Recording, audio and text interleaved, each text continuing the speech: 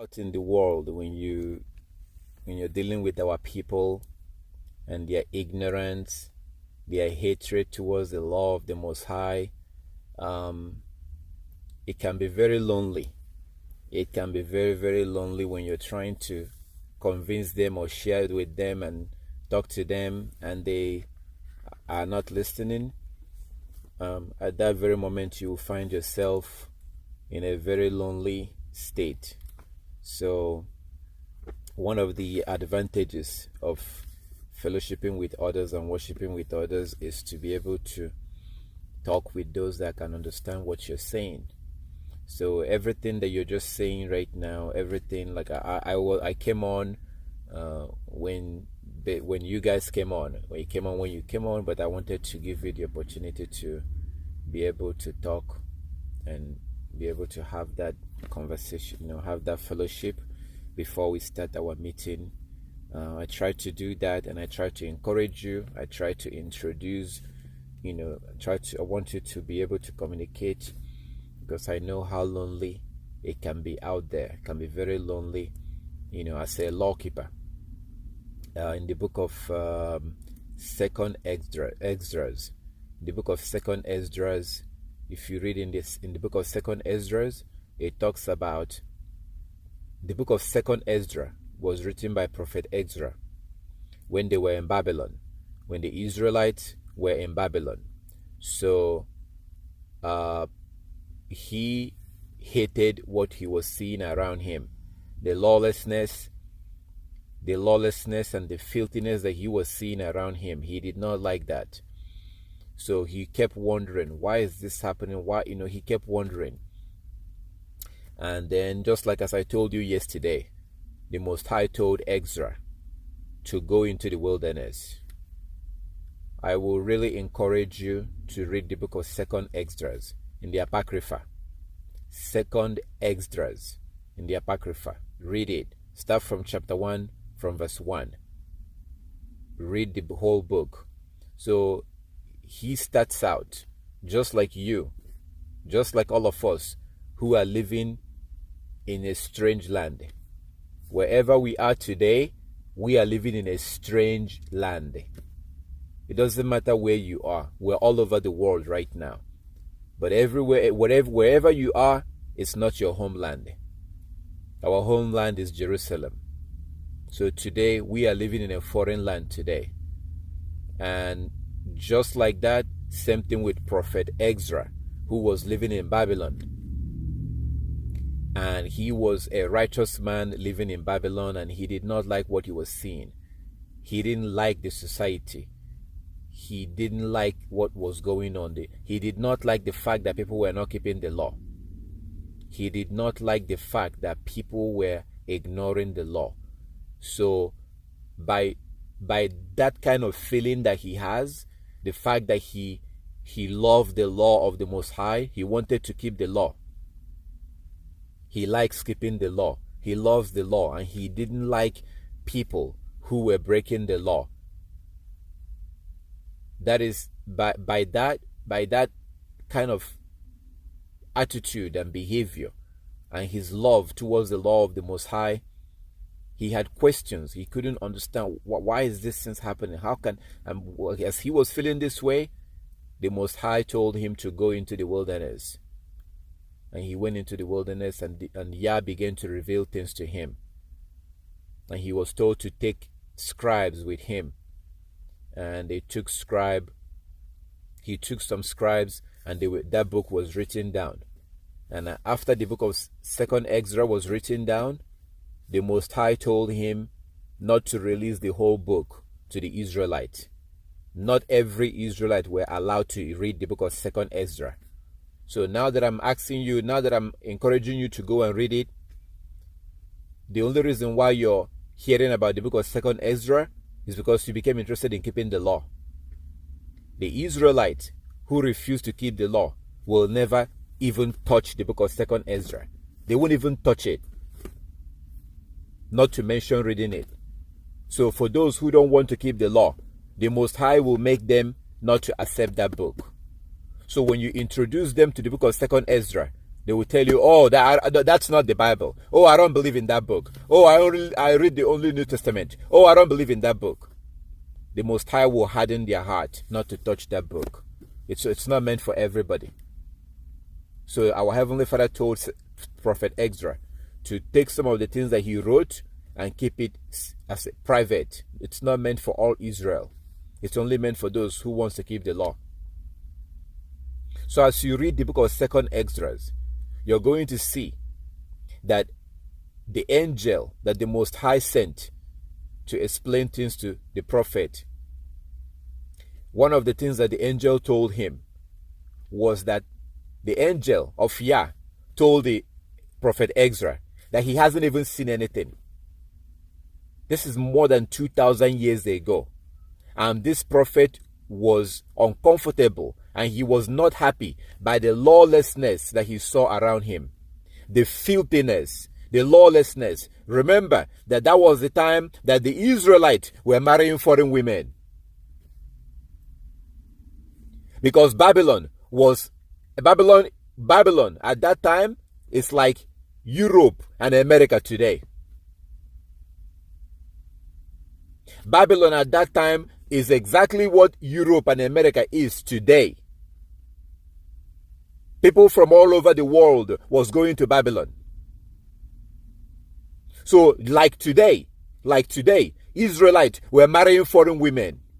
Just like they're marrying Chinese women, Latino women, white women. Today, it's the same thing. So when you go to the book of Esdras in your Bible, in chapter 10, you will see that when the Israelites, when they finally went back to their land, after the captivity in Babylon, after 70 years, when they went back, one of their repentance included rejecting those foreign women and their children. They went to that same prophet Esdras, and Prophet Esdras was showing them the law. They wanted to see what the law says. And they realized that they had married foreign women that they were not supposed to marry. Because Israelites are not allowed to marry foreign women. White women are foreign women to us. Asian women are foreign women to us. Latino women are foreign women to us. The Most High is against interracial marriage. There's a reason why he wanted Chinese to look the way they look. There is a reason why he wanted white people to look the way they look and us to look the way we look.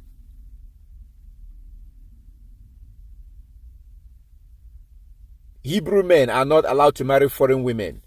Hebrew women are not allowed to be married to foreign men. Go and read the book of Jubilees chapter 30. Read the whole chapter. So it was just like it is right now. That was the way it was back then. And this man was thinking, wow, there's so many lawlessness. There is so many lawlessness. That's what he was thinking. Do you know what the angel told him? The angel of the Most High told him that he hasn't seen anything yet. The angel of the Most High told Prophet Esdras that it's going to get worse. That in the future, and that future is now, that in the later days, that you will travel from one city to another city and you will not be able to find one righteous man. The angel was telling Prophet Esdras that in the future, which is now, that you will go from one city to another and you will not be able to find one righteous man. Now let me ask you a question. When was the last time you saw somebody in where you live with fringes? It doesn't mean that somebody who is wearing fringes is keeping the law. But I'm just using that simple example. Because when somebody puts on their fringes, they put it on because they want to keep the law. So when was the last time you saw somebody in your neighborhood, in your town, in your city, in your state? When was the last time you saw somebody with fringes? So it's exactly the way the angel told Prophet Esdras. Which goes back to what Christ, Yeshua, told us. That before he returns, it will be as it was in the days of Noah. Christ also told us in Matthew 24 that lawlessness will abound. Matthew chapter 24. He told you that lawlessness will increase and love of many will grow cold. Love of many will grow cold.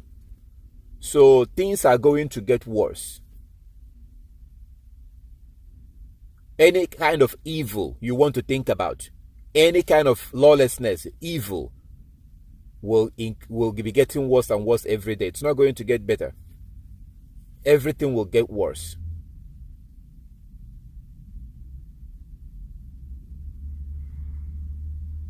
Because the only thing that makes us to behave the right way is the law. So if I'm not keeping the law and you're not keeping the law, why should I not rob you? If the law is done away with and we're no longer following the law, why should I not steal from you?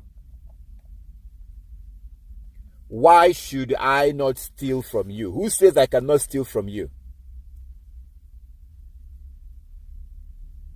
Why should I not rape you? Why should I not poison your drink, poison your food, and rape you? Why should I not kill you if we don't follow the law?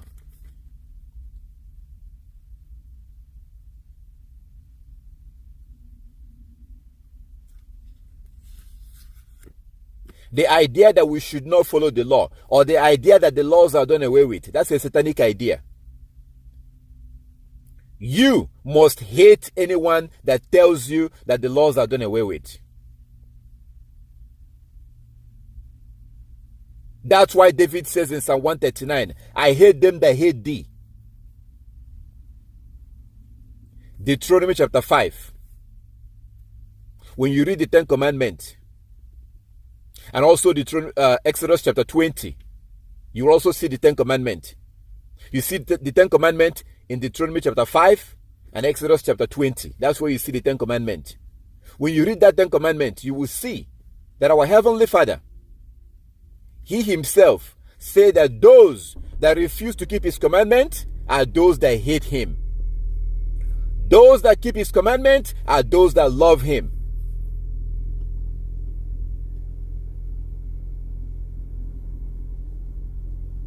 That's not what I'm saying. Go and read Deuteronomy chapter 5 and Exodus chapter 20. Your Heavenly Father described those that refuse to keep His law as those that hate Him. And those that keep His laws are those that love Him. In the book of Sirach, it says that our Heavenly Father, Yah, hates sinners. A sinner is someone that refuses to keep the law. 1 John 3:4. 1 John 3:4. 1 John 3:4. Sin is the transgression of the law.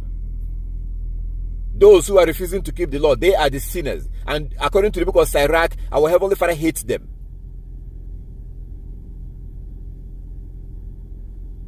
Sirach chapter 12. Our Heavenly Father hates sinners.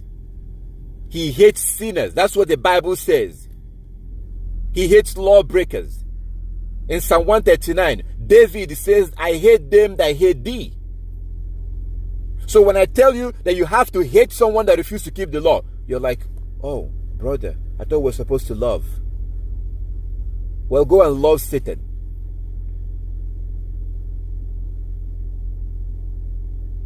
Go and pray for Satan. Pray to the Most High to save Satan.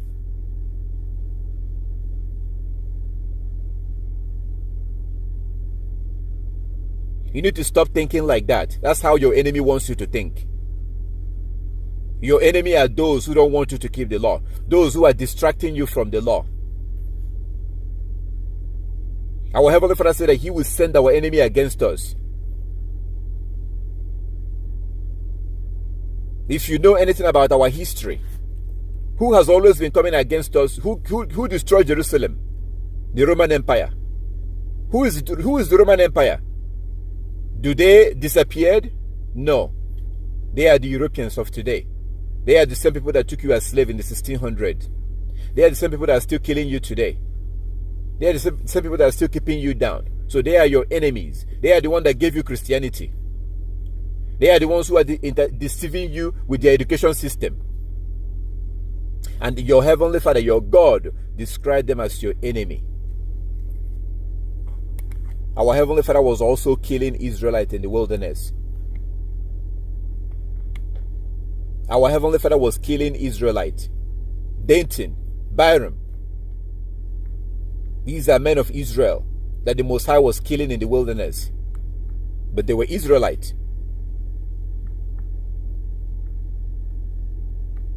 Christ told Peter, "Get thee away from me, you Satan." So it doesn't really matter who they are. Anybody, including Israelites.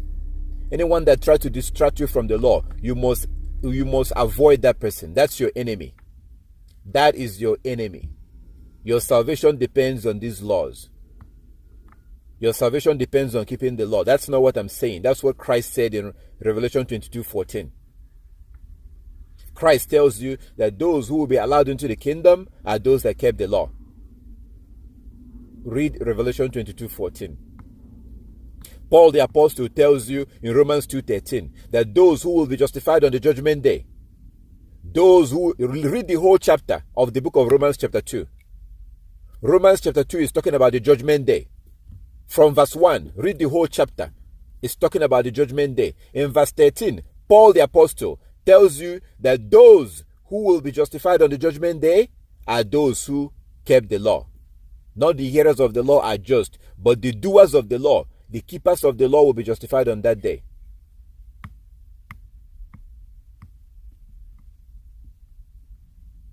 Christianity came from our enemy, the Europeans.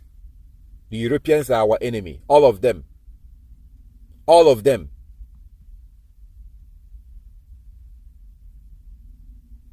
The Most High did not say some of them.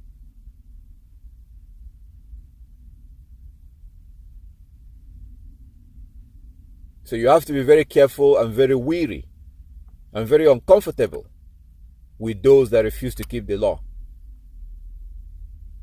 Anyone that is not keeping the law is not your friend. Anyone who is not keeping the law is not your friend. That person is your enemy. It doesn't matter how much they smile, it doesn't matter, because you must see them the way the Most High sees them. And be careful not to make yourself holier than the Most High. Be careful not to suggest and to try to carry yourself that you're more righteous than our Heavenly Father. If the Most High condemns somebody, who are you to not condemn that person? If the Most High don't like somebody, who are you to like that person? Don't make yourself an enemy of God. Don't make yourself an enemy of the Most High. Don't get involved. Stay away. That's what wise people will do. Those who are wise will stay away. If somebody is having a problem with our Heavenly Father, I'm not going to get involved. Who am I? Those that refuse to keep the law of the Most High, they are the enemy of the Most High. That's what the Bible says. That's why David says that he hates those that hate the Most High. 1 John chapter 5 verse 3 tells you. 1 John chapter 5 verse 3. 1 John 5:3. This is the love of God, that we keep His commandment. This is the love of God, that we keep His commandment. It's not about what we say. What we say does not matter. Anybody can say anything. It has nothing to do with what we say. It has everything to do with our action. It has everything to do with our action. Our word means nothing. Anybody can say anything. Satan can say anything. It's about what we do. Our action. I can tell you that I love God. That's absolute nonsense. It's what I do. That's why Christ told you. John 7:24. John 7:24. Don't judge by appearance. Judge with righteous judgment. You're supposed to judge me with the law. How am I keeping the law? I can pray, I can shout, I can praise, I can worship, I can cry, I can say whatever I want to say. That's absolute nonsense. It's my action. Am I keeping the Sabbath? Am I avoiding lying? Am I avoiding cheating people? Am I wearing my fringes? Am I growing my beard? Am I keeping the laws and the commandments? Feast days, new moon days, staying away from unclean food. Loving our Heavenly Father is action, not words. It's action. It's not about what you say. What you say, what I say doesn't matter. It's our action. That's exactly what you see in 1 John chapter 5 verse 3. This is the love of Yah, that we keep his commandment. John 14:15. John 14:15. If you love me, keep my commandment. If you love me, keep my commandment. If you love me, keep my commandment. If you meet somebody today who cannot speak, if you meet a man or a woman who cannot talk, there are those who are born and they cannot talk. Those who are not able to speak, how would you know that they love the Most High?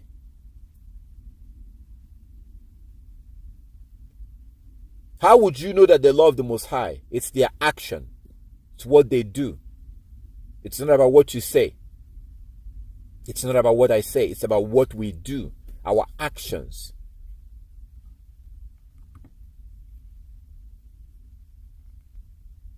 If you go to the Book of Jubilees, chapter 1, read the whole chapter. If you say that you love our Heavenly Father, then you have to read the Book of Jubilees. Because by the time you get to the end of the book, in chapter 50, by the time you get to the end, your knowledge will increase. Your wisdom will increase. Your spiritual growth will increase. By the time you get to the chapter 50, to the end of the book, you need to read the Book of Jubilees. Because the Book of Jubilees is where Book of Genesis came from. The Book of Genesis is not complete. The Book of Genesis is incomplete. The Book of Jubilees, that's why it's called Jubilees. You have days. You have months. Listen carefully. This, I don't think I've said this before. So you have hours. You have days. You have weeks. You have months. You have years. And then you have jubilees. Hours, days, months, weeks, years, and then you have jubilees. Jubilees every 50 years. This is part of the calendar of our Heavenly Father. There's something we're supposed to do every 50 years. Every 50 years, the whole nation of Israel is supposed to acknowledge Jubilee, the year of Jubilee. If somebody, if you loan something to somebody, if you loan money, if you loan their house, if you loan something, you're supposed to forget it at the end of at the Jubilee. Anything you loan to somebody on the year of Jubilee, you're supposed to forget it. Anything that somebody loaned to you, somebody gave you a house, somebody gave you a land, somebody gave you whatever they gave you. On the year of Jubilee, they are supposed to cancel that. So whatever you got from somebody, you will keep it. Whatever you gave to somebody, they will keep it. Every Jubilee, every 50 years. That's where the name Jubilee came from. So the Most High wanted to tell Moses. The Book of Jubilee was given to Moses. The Most High wanted to show Moses what happened from the beginning of creation till their time. From the beginning of creation till their time, and also including what will happen in the future. And that future is now. That's how you have the Book of Jubilees. There was never anything called the Book of Genesis. So the problem was that the Europeans, white people, did not like what they see in the Book of Jubilees. So they decided to create another book, to copy and paste. So that's why you see in the Book of Jubilees, you see a lot of things you see in the Book of Genesis. Because what happened is that they don't like what they saw in the Book of Jubilees. They didn't like it. The Book of Jubilees condemned them a lot. So they decided to create another book. To them, in their mind, that book of Jubilee is too harsh. That's not a Christian book. It's not a Christian-like, but there's some good information there. So let's create. That's exactly what they did. That's why when you go to the book of Genesis, it doesn't tell you where Cain got his wife. The book of Genesis does not tell you where Cain got his wife.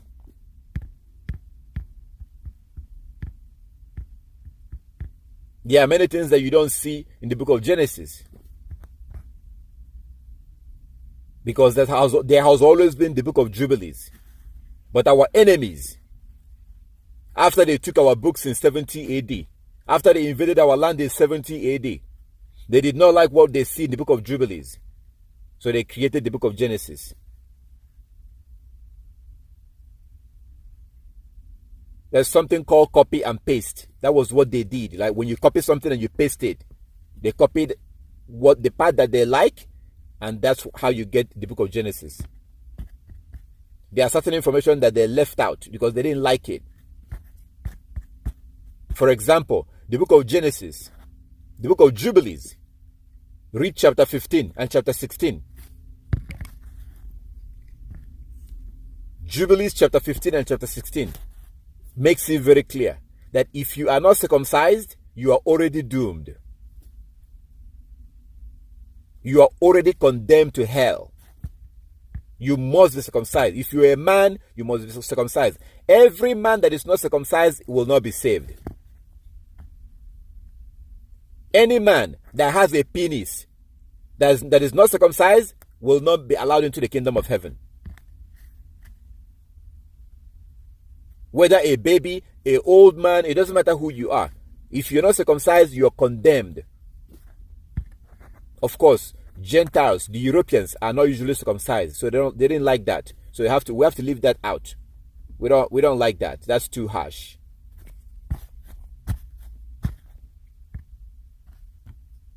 Jubilees chapter 30 makes it very clear that we cannot marry Gentiles.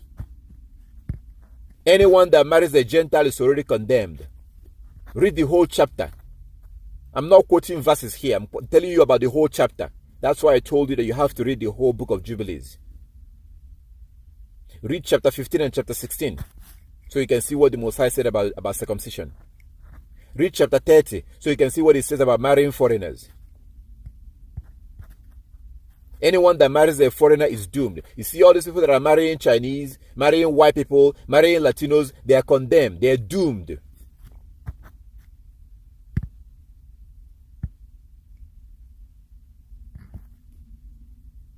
An Israelite is not allowed to marry a foreigner.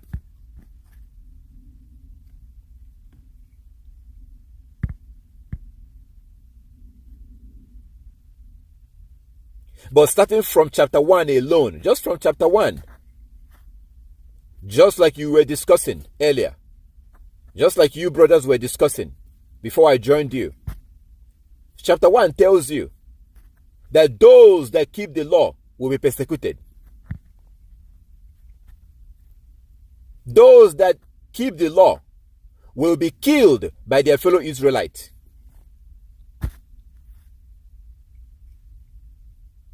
This is what your Heavenly Father was telling you. He already told you this. You just have to go read it. He said that the Israelite who keeps the law in the last days, talking about the last days, that the Israelite that keep the law will be killed by those who are not keeping the law.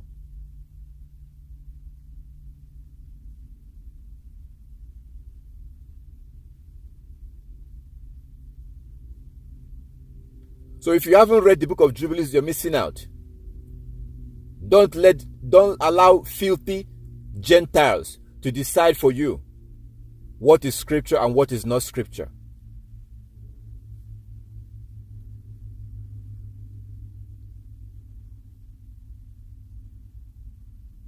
Jubilees chapter 1. And it came to pass in the first year of the exodus of the children of Israel out of Egypt, in the 3rd month, on the 16th day of the month, Anno Mundi, that Yahweh spoke to Moshe, saying, come up to me on the mount, and I will give you 2 tablets of stone of the Torah and the commandment which I have written, that you may teach them. Who wrote the commandment? Go to Exodus chapter 31. At the very end of the chapter, you see that the Most High wrote the commandment. It's not the law of Moses. Moses did not write any law. The law of the Most High did not come from Moses. Moses did not give us any law. Moses was just a messenger. Just because I'm telling you about the Book of Jubilee doesn't mean that I wrote the Book of Jubilee. Moses was just a messenger. It's like the Book of Revelation. Why do we call it Book of Revelation? Why don't we call it the Book of John? That message was given through John when he was imprisoned by our enemies in 90 AD. So why are we not calling the Book of Revelation the Book of John? Why do we call it Revelation?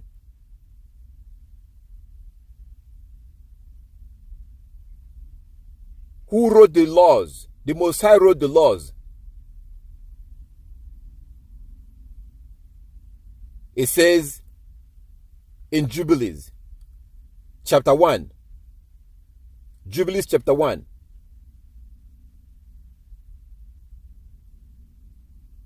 It came to pass. But if you read from the beginning, from the beginning of the book, it tells you the history of the book. This is the history of the division of days of the Torah and of the testimony, of the events, of the years and of their weeks, festivals, of the covenant and of their Sabbath and of their Jubilee, throughout all the years of the world, as Yahweh spoke to Moshe on Mount Sinai when he went up to receive the tablet of the Torah and the commandment, according to the voice of Yahweh, as he said to him, go up to the top of the mountain. That's the introduction to the book.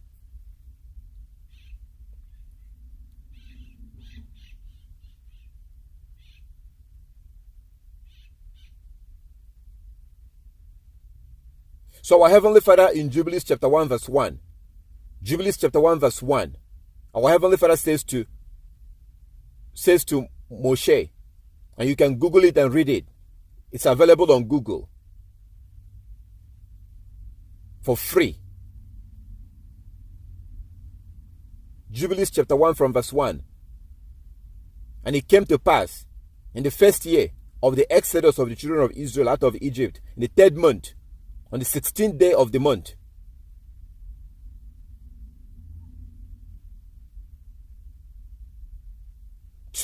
uh, 2,450 Anno Mundi. That's a name for that year. The Yahweh spoke to Moshe, saying, come up to me on the mount, and I will give you 2 tablets of stone of the Torah and of the commandment which I have written, that you may teach them. I have written that you may teach them. That I have written that you may teach them. Moses was not the one that told you not to steal. Your Heavenly Father told you not to steal. Moses did not ask you to put on your fringes. It's not the opinion of Moses. It's not Moses' ideas for you to wear your fringes. It's not Moses' idea for you to grow your beard. It's your Heavenly Father is the one that wrote this. Moses was just a messenger. So come up so I can give you the laws, the commandment which I have written, so that you can teach them. Verse 2. And Moshe went up to the mount of Yahweh, and the splendor of Yahweh abode on Mount Sinai, and a cloud overshadowed it 6 days. Verse 3. And he called to Moshe on the 7th day out of the midst of the cloud, and the appearance of the splendor of Yahweh was like a flaming fire on the top of the mount. Verse 4, and Moshe was on the mount for 40 days and 40 nights, and Yahweh taught him the earlier and the later history of the division of all the days of the Torah and of the testimony. Verse 5, and he said, incline your heart to every word which I shall speak to you on this mountain, and write them down in a book, in order that their generation may see that I have not forsaken them for all the evil which they have wrought in transgressing the covenant which I established between me and you for their generations this day on Mount Sinai. They, meaning Israelite. Verse 6, and thus it will come to pass, when all these things come upon them, that they will recognize that I am more righteous than they in all their judgment and in all their actions. And they will recognize that I have been truly with them. Verse 7, Jubilees chapter 1 verse 7. And do you write for yourself all the words which I declare unto you this day? For I know their rebellion and their stiff neck, because I bring them into the land of which I swore to their fathers, to Abraham, to Isaac, and to Jacob, saying, unto your seed I will give a land flowing with milk and honey. Verse 8, Jubilees chapter 1 verse 8.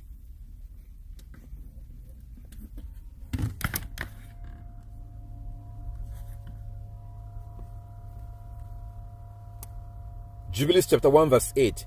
And they will eat and be satisfied, and they will turn to strange gods. Verse 8. And they will eat and be satisfied, and they will turn to strange gods, to gods which cannot deliver them from aught of their tribulation. And this witness shall be had for a witness against them. For they will forget all my commandment. For they, the Israelites, will forget all my commandment. Do you think that white people want you to read this? Do you think that your enemies want you to read Jubilees chapter 1 verse 8?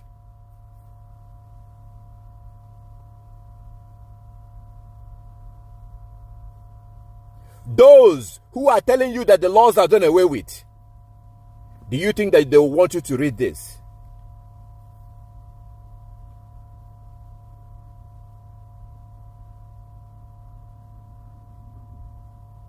Jubilees chapter 1 verse 8. And they will eat and be satisfied in that land that I'm giving them. When they get to the land, they will eat and be satisfied. And they will turn to strange gods, to gods which cannot deliver them from aught of their tribulation. And this witness shall be had for a witness against them.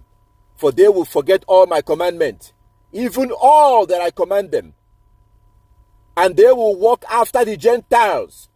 And they will walk after the Gentiles. They will walk after the Gentiles. So do you think that Gentiles will want you to see this?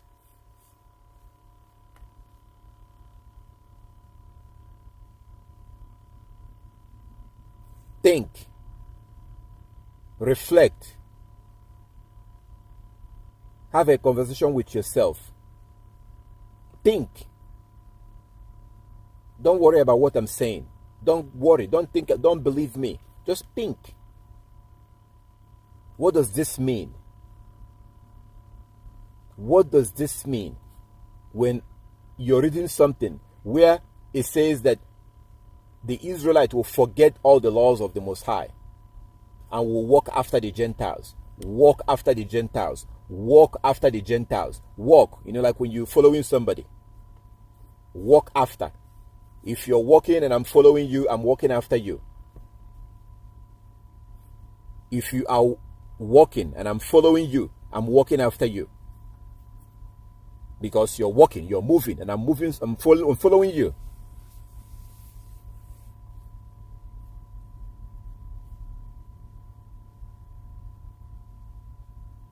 The Europeans are the Gentiles, and today we're following them.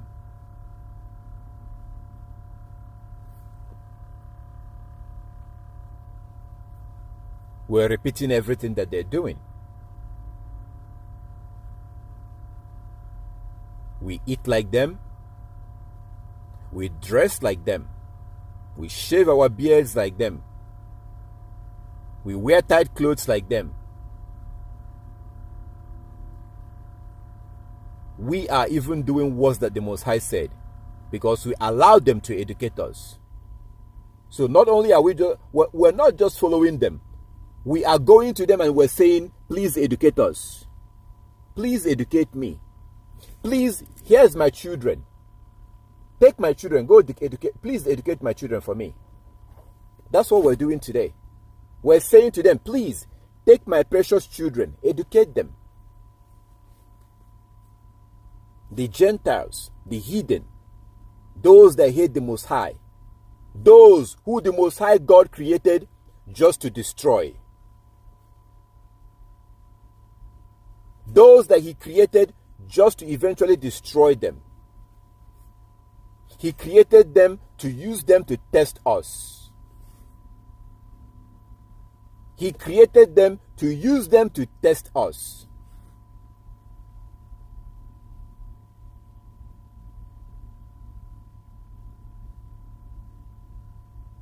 Job was a righteous man. He had children.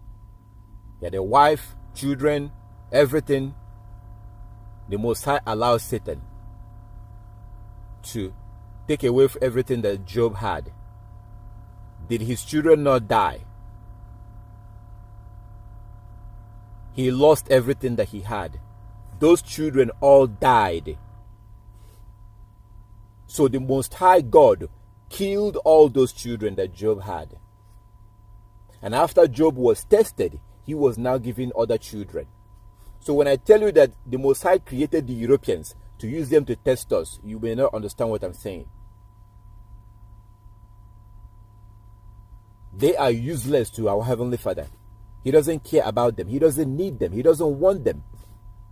They are not His people. They are just like the Canaanites. Where are the Canaanites today? They are just like the Assyrians. Where are the Assyrians today? Where are the Babylonians? Where are the Greeks? Where are the Philistines?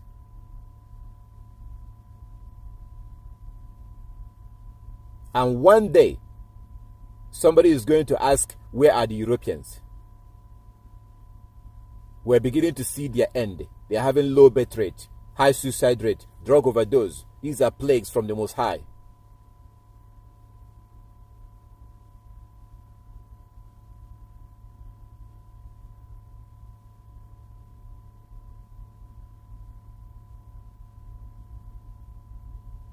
Our Heavenly Father is saying that His people will follow after the Gentiles.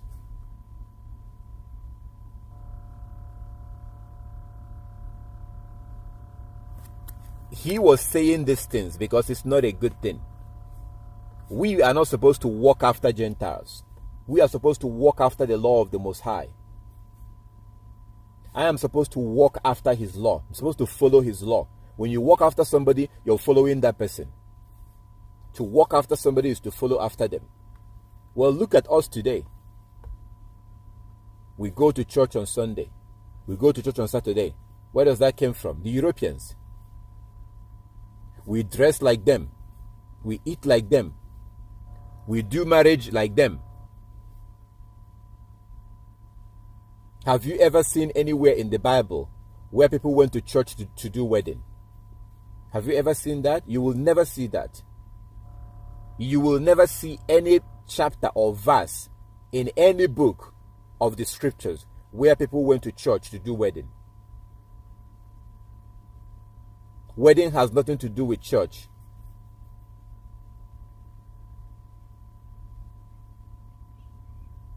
Wedding has everything with you being a virgin and you marrying a virgin. When you take their virginity, they become your wife. Genesis 24. And many other places. So the reason why they do their wedding at the church is to confuse you, to distract you into thinking that what you're doing is holy, when you're doing something that is abominable. You're dealing with Satan, the deceiver. So the idea is to confuse you and to make you feel happy, even though what you are doing is an abomination in the sight of the Most High. When you're taking someone who is not your wife in the sight of the Most High, that's an abomination. But they make it look like it's something holy. So everything we're doing today, we're walking after our enemies and the enemies of the Most High. Look at everything the Bible says about the Gentiles. Not good. Isaiah 47 spoke about the Gentiles. The Most High will destroy them. Revelation 18 talks about the Gentiles. The Most High will destroy them. Second Esdras chapter 15 and chapter 16 talks about the Gentiles.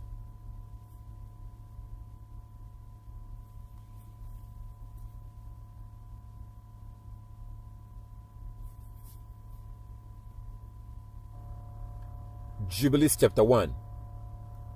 Jubilees chapter 1, verse 8. You should be looking at this chapter right now. You should Google it. The Book of Jubilees chapter 1, PDF.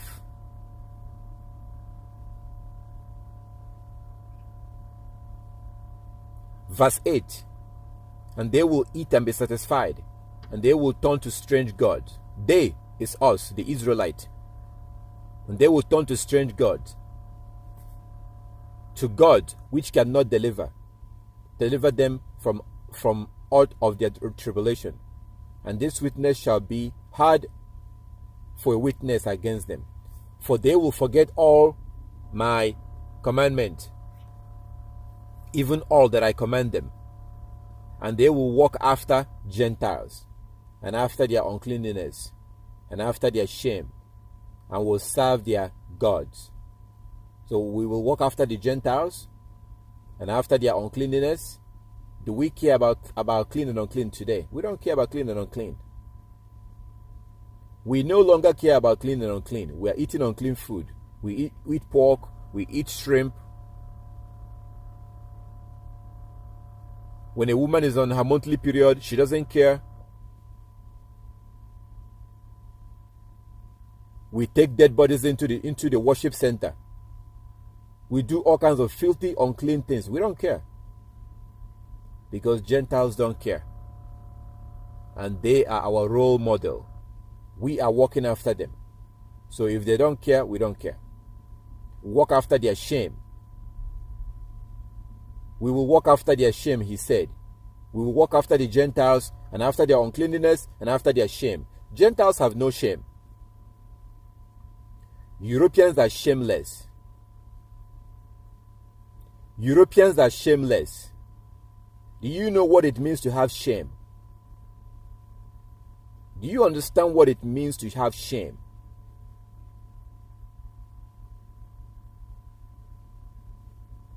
When you have shame, you care, you don't want to, you're shameful. There are certain things that you don't do. There are certain things that you do not do when you have shame.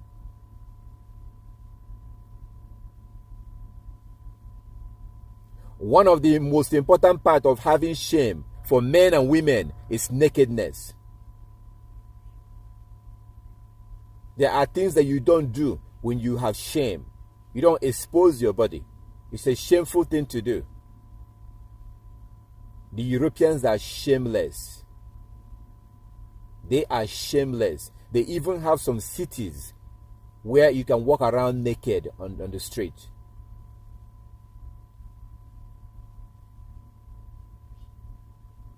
There are cities, there are beaches where you can walk around naked. They are shameless.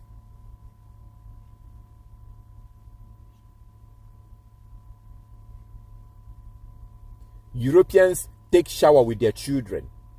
A man would be taking shower with his children. A man will be swimming naked with his children swimming naked, all of them swimming naked in the pool. A woman will be taking shower, washing and swimming in the pool while she's naked and her son is naked, her grown son, her 12, 13, 14, 15, 16 years old son. They are swimming together. She's naked, she's 100% naked, and he is 100% naked, and they're all swimming and they're all laughing because they're shameless. They do exactly what I'm telling you right now. A woman that has shame will never allow her children to see her naked. You will never allow your child to see you naked. And we're copying them. We are copying them. We are copying them very closely. One time I saw a Hebrew woman. I saw a Hebrew woman. She was basically naked. She was wearing something. What she was wearing was so short. What she was wearing was so short. I was sitting in front of the car, and she was sitting behind me. And her son was sitting next to her. And I looked behind my back because she was sitting down. You could almost see her vagina, but her son was sitting next to her. This is a shameless thing. And this is a Hebrew woman. And today, boys are lusting after their mothers. Hebrew boys are lusting, thinking about having sex with their mothers. In their head, they're thinking about these things. Because they see you with your tight clothes. They see you half naked. They see your vagina. Because you don't care. You want to dress sexy. We know we're shameless. Look at those videos that you see online. World star. You see Hebrew women fighting.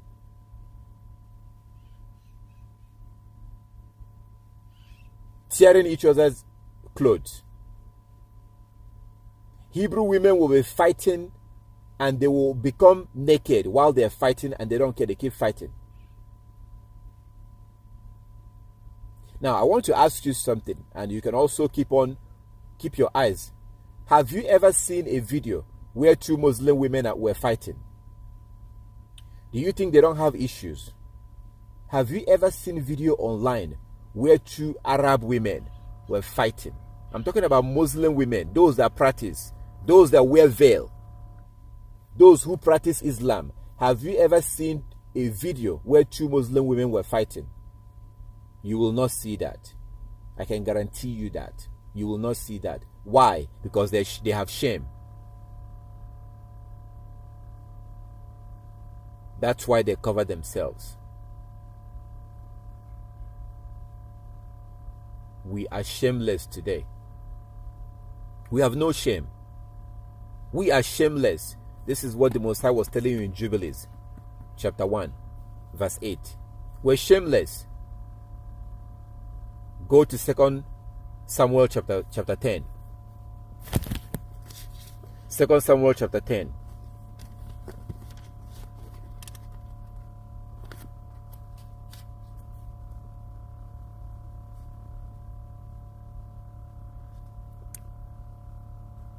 Second Samuel chapter 10.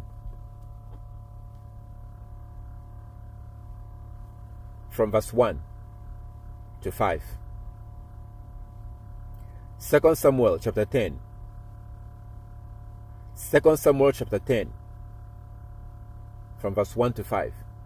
Sometime afterward, the king of the Amorites died, and his son Hanun succeeded him. David said, I will deal royally with Hanun, son of Nahash. 2 Samuel chapter 2 or chapter 10 from verse 1. Sometime afterward, King David, the king of Ammonites, died, and his son Hanun succeeded him. Verse 2. David said, I will deal loyally with Hanun, son of Nahash, just as his father dealt loyally with me. So David sent envoys to console him concerning his father. When David's envoy came into the land of the Ammonites, verse 3, the princes of the Ammonites said to their lord Hanun, "Do you really think that David is honoring your father just because he has sent messengers with condolence to you? Has not David sent his envoy to you to search the city, to spy it out, and to overthrow it?" Verse 4, Hanun, so David sent some men. There was a king that died. The king of the Ammonites died. His son took over his throne. And David heard about the death of the king and sent some men on a condolence visit to go console the new king who lost his father. When the men of David came into that town, the chiefs, the men that surrounded the king,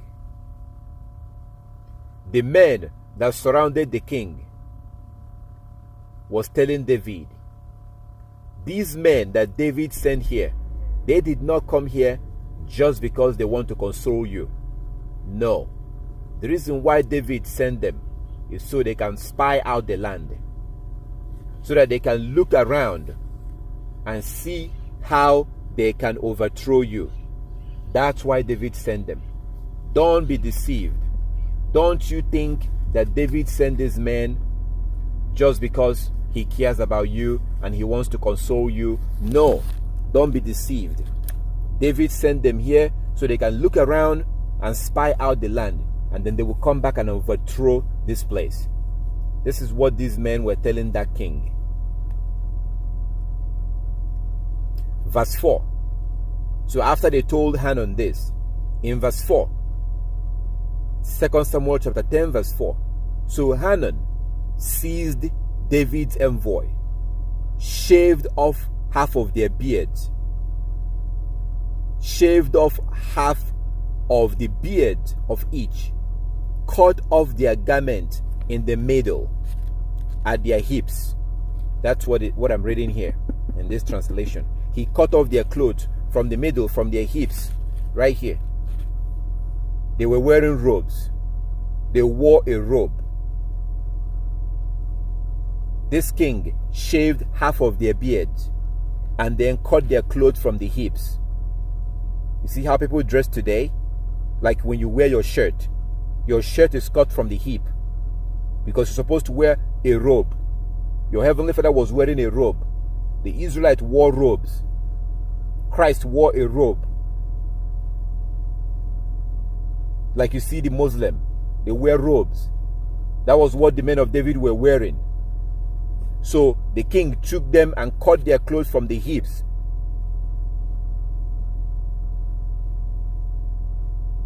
Let's see how those men reacted. Verse 4. So Hanun seized David's envoy, shaved off half of the beard of each, cut off their garment in the middle at their hips, and sent them away. Verse 5. When David was told, he sent to meet them, for the men were greatly ashamed. The king said, remain at Jericho until your beards have grown, and then return. Look at verse 5. 2 Samuel chapter 10 verse 5. When David was told what happened, when David was told that the men that you sent to this king, the king took them and shaved their beard and then cut their clothes from the middle. David told them to go and stay in Jericho. And what did the Bible say? because these men were greatly ashamed. They were ashamed because their beard was shaved. They were ashamed because their clothes was cut from the middle. That's the shirt that you wear today. Your shirt for the men. When you wear your shirt, and for the women too. You see the way we dress today? Our shirt and blouse, like when you wear your skirt and your shirt, that's not how our ancestors dressed. Our ancestors were ashamed to dress that way. I keep telling you, if you want to see how your ancestors dressed, look at the Arabs. Look at Genesis chapter 24. Look at Numbers chapter 5:18. Look at the book of Ruth chapter 3. Look at 1 Corinthians chapter 11.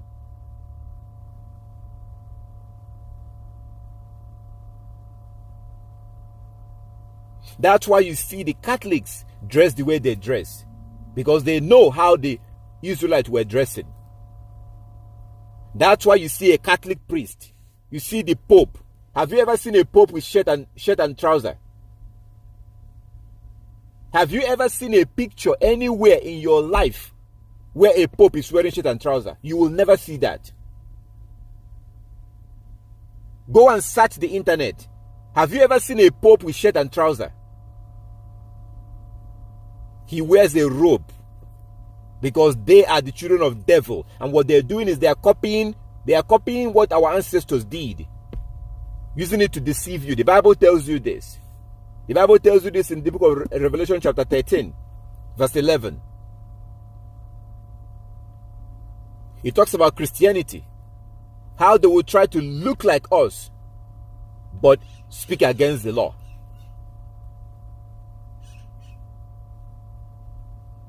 Revelation chapter 13, verse 11.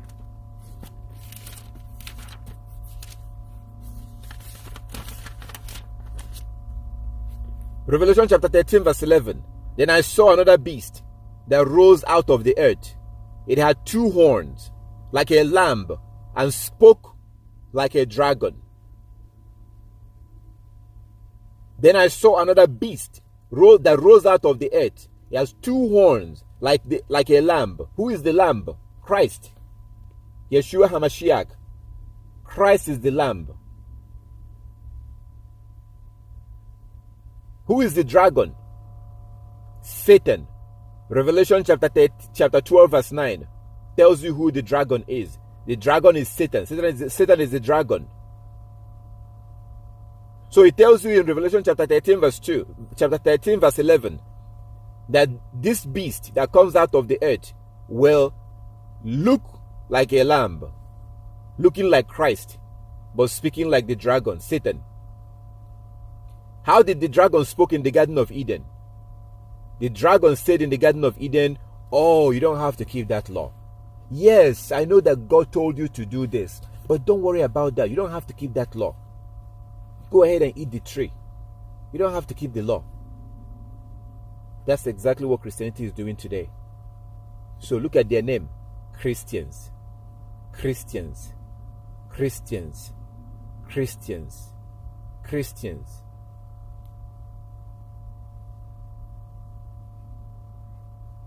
Shouldn't Christians be dressing like Christ?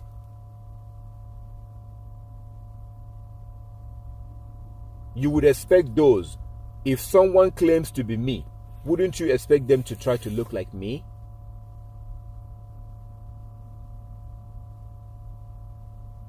If someone claims to be you, wouldn't you expect them to look like you? This is what the Bible told you will happen. It's happening today. So they claim to be Christians. But then, when they wake up in the morning, they shave their beards. They don't try to look like Christ. They don't wear their fringes. Christ wore his fringes. Matthew chapter 14 from verse 34 to 36. Matthew 14, 34 to 36. Matthew 14, 34 to 36. Christ wore his fringes. Luke chapter 8 from verse 42. Luke chapter 8. Christ wore his fringes. So why aren't Christians wearing their fringes? Well, the Bible told you here that this beast will will try to look like the lamb, or a lamb, which is Christ. They will try to look like him, but then they speak like the dragon. The Bible tells you in Revelation chapter 12, verse 9, that Satan is the dragon. So they claim to be Christians. They pick up the Bible and they don't believe a word in the Bible. They claim to be Christians, but they don't look like Christ. They don't listen to what Christ said, because Christ told us to keep all the laws of Moses in Matthew 23 verse 1 to 3. Matthew 23 verse 1 to 3. Matthew chapter 23 verse 1 to 3, Christ told us that the scribes and the Pharisees are teaching the law of Moses. So therefore, whatever they teach us to do, we should do.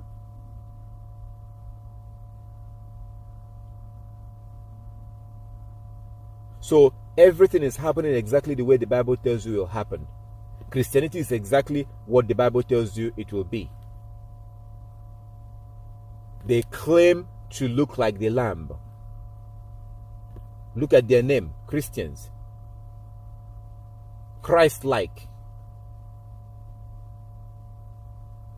If you came from another planet, if you came from another world, and you were told about people who are called Christians, and you know what Christ looked like, you know how Christ behaved, you know what Christ was teaching, and then you came from a different planet, if you're told about Christians, you will be expecting to meet people that will be, if you know exactly what Christ was teaching, and then you came into this world, you will be expecting to meet people that look like Christ.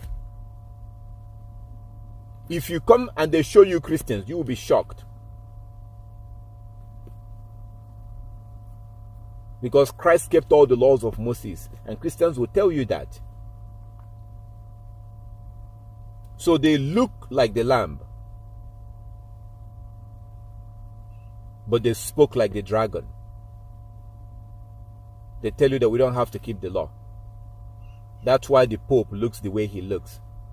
That's why he wears that long robe. He also wears fringes. Pope also wears fringes. They look like the lamb, but they spoke like a dragon. Now you look at the Catholic nuns, the so-called Catholic sisters, the so-called Catholic nuns. When you see Catholic nuns, you see the way they dress. They wear, Catholic nuns wear a veil. This is the reason why people often will mistaken, and people who are ignorant of the Bible will tell you, oh, that Islam came from Catholic Church. That's what you hear from those who are ignorant of the Bible. Because they see that Arab women wear their veil. Arab women wear their veil, and Catholic women wear their veil. So those who don't understand what is happening will tell you, oh, the reason why they dress like that is because Islam came from the Catholic Church. No, Islam did not come from Catholic Church. What you are watching, what is happening is that Satan is trying to confuse the world. Satan is making them dress like the people of the Bible. So in that way, they will be able to convince you. So when you see them, you feel comfortable. But when they open their mouth, they're saying something that's against the Bible. They're speaking against the scriptures. When they open their mouth, they're saying something totally different from what you see in the scriptures. That is what's happening. That's why they dress the way they dress. So these are reasons why you have to get deeper into the scripture. Because these are things that you need to understand. To be able to really understand what is happening, you must be studying. You must go beyond what they want you to know. You must get into the Book of Jubilees, so you can understand what is happening and understand what your Heavenly Father wants you to understand. If you're waiting for the day that the Most High will break your head and put these things in, you're going to wait for a long time. You have to be a Berean. You have to be studying. You have to be studying these things. You have to be learning. You have to be keeping the law, because all of these things are locked. They are all locked into the law. They are all locked into the law. They are all secured into the law. So you have to keep the law to be able to understand these things. If you don't keep the law, you will not be able to understand it. It will not make any sense to you. It will not make any sense at all to you. Check the picture that I just posted now. You see the Pope with fringes. The Pope is wearing fringes. So, but it's all designed to distract you. It's designed to throw you off and distract you, so you're not able to, you're confused. And our people are deep in that confusion today. But your guide should be the law. The law should be your guide. You should be keeping the law. That's how you are able to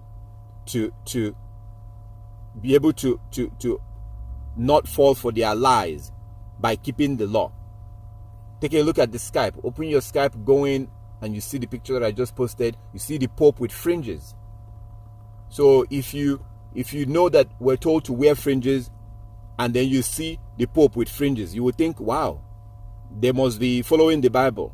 So little things like this will confuse you, will throw you off, and you will not be able to, that which is exactly the state that our people are in today. Our people are confused. Our people are deceived, but they love it. We love the deception. We love the lies. We love it because we ourselves don't want to keep the law. We do not want to keep the law. We don't. So that's why we follow Christianity. We're selling our heritage.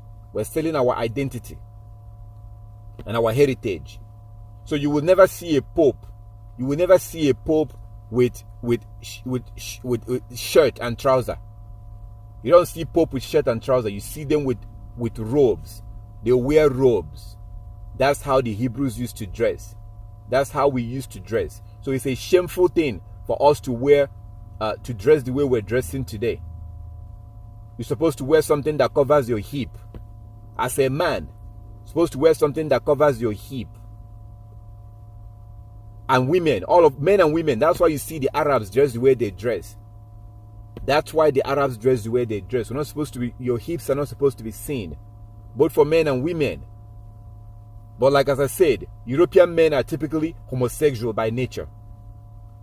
That's why you have the book of Romans, chapter 1, from verse 28. Gentiles are homosexual by nature. By nature, but they are homosexual by nature. So homosexuals want to be able to see your behind. They want to see your ass. They're lost after that. Even the men.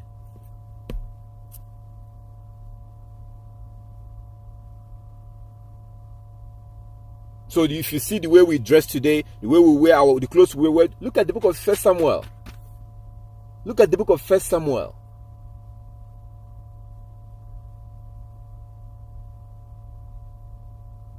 So if you see a Muslim woman, an Arab woman, and a Catholic nun, they wear the same thing. They wear veil. They wear a veil. If you wear white cloth and a white veil, people will think you're a Catholic nun, or they will think you're a Muslim woman. It's not a coincidence.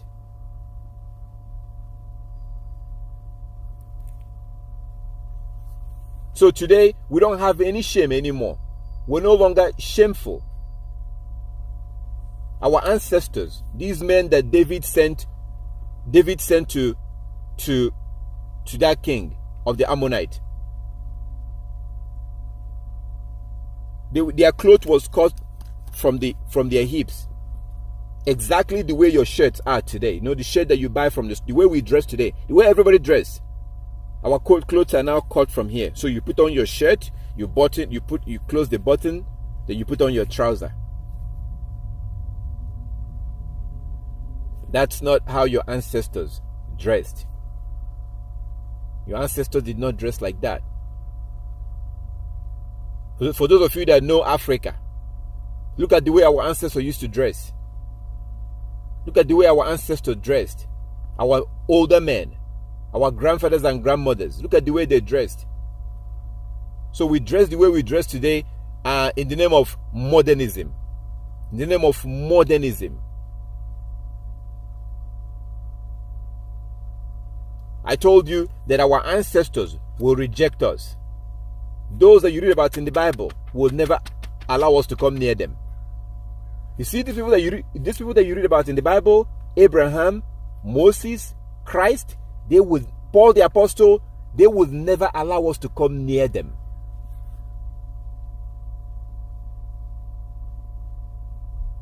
If these people are here today, they would never allow us to come near them. Because to them we are filthy. To them we are strange. We are strange to them because of the way we dress and the way we behave. We don't have shame anymore. We no longer have shame. We're shameless today. We no longer have shame. Our ancestors would not want to have anything to do with us. Just use the Arab, for example. Look at the Arabs. Look at the Arabs. Why do you think there's a problem between the Gentiles and the Arabs? Because the Gentiles are filthy. Europeans are filthy. Europeans are shameless. They're filthy. They're shameless. Men have sex with their children. A man has sex with his daughter. A woman has sex with her son. They are filthy. They're disgusting. They are abominable. That's the problem that the Arabs have with them. That's why the Arabs hate our people who are Christians. That's why the Muslims hate us. Because when you join Christianity, you become filthy. You become abominable. You can have sex with your son and claim that, God is merciful. God is kind. God is merciful. Grace of God.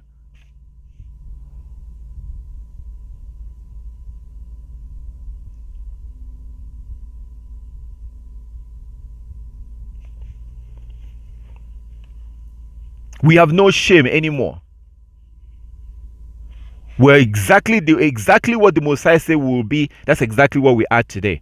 But we cannot continue because we know that he said that we're going to do these things. So we have to turn around. And he doesn't like these things. He doesn't like the fact that we're shameless. He doesn't like the fact that we're following our enemies. Proverbs 3:31. Proverbs 3:31. Envy not your oppressor and learn none of their ways. Envy not your oppressor and learn none of their ways. This is why we're suffering today.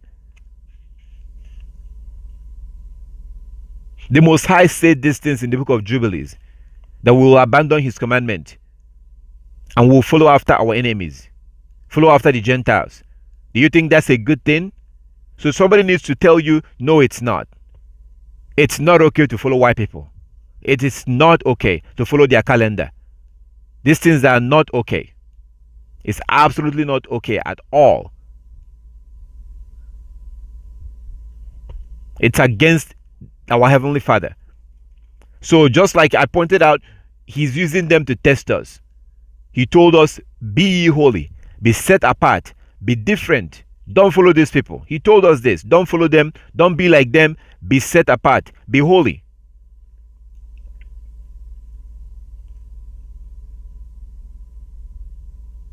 Well, let's continue in the Book of Jubilees. Book of Jubilees chapter 1. Jubilees chapter 1 verse 8. Jubilees chapter 1 verse 8. And they will eat and be satisfied. And they will turn to strange gods, to gods which cannot deliver them from aught of their tribulation. And this witness shall be hard for a witness against them, for they will forget all my commandment, even all that I command them, and they will walk after the Gentiles, and after their uncleanness, and after their shame, and will serve their gods, and these will prove them an offense and a tribulation, an affliction and a snare. Verse 10, and many will perish, and they will be taken captive, and will fall into the hands of the enemy, and will fall into the hands of the enemy, and will fall into the hands of the enemy. Who did our ancestors fall into? Who took our ancestors as slaves? Who took our ancestors as slaves? The Chinese? The Arabs? The Latinos? No, it's our enemy. Our enemies are the ones that were the ones that took us as slaves. We fall into their hand. Our enemies that was taken to the Americas in the 1600s, we fell into their hands. So the Messiah called them our enemies. This is talking about how you were going to be kicked out of your land and be scattered in the four corners of the earth. And the Messiah described those people as your enemies. So when I call them our enemies, that might make you uncomfortable because I'm calling them our enemies. What did your Heavenly Father call them? He described them as your enemies. These are your enemies. That's who they are.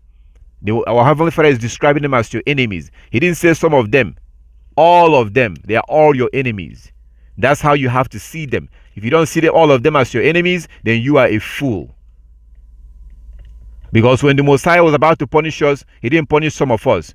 Punish all of us. Everybody was kicked out. Everybody was kicked out. Everybody. The Messiah judges us as a nation. So when it's time for them to be our slaves in the kingdom, it will not be some of them. It will be all of them.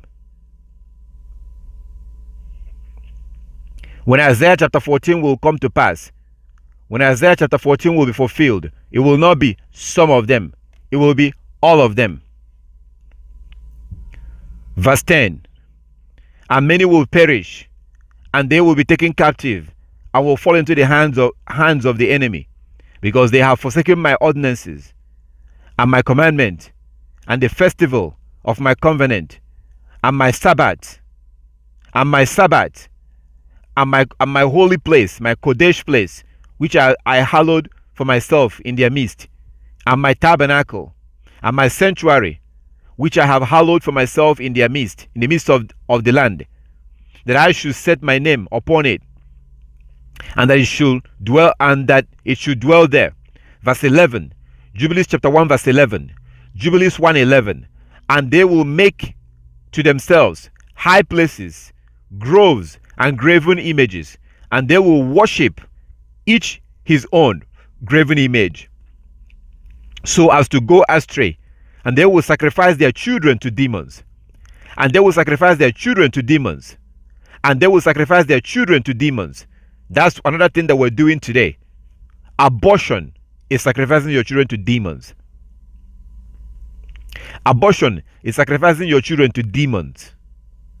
Why do people do abortion? What is the purpose of abortion? The purpose of abortion, when people do abortion, is their reason is, oh, I cannot afford that child. Oh, I have to finish my school.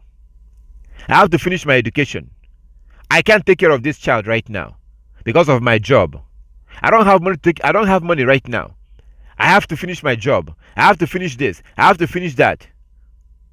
So they sacrifice their children to demons. Do you know how many of our women, our girls, that are getting pregnant while they are at the university? Do you know how many of our girls that are getting pregnant at the university and doing abortion? And what is the excuse? The one and the only excuse is, oh, I'm still in school. I can't take care of the baby. And our enemies, the seed of Satan, will make it easy for you. Oh, take that pill. Take morning after pill. They will make it easy for you. That's why they have Planned Parenthood.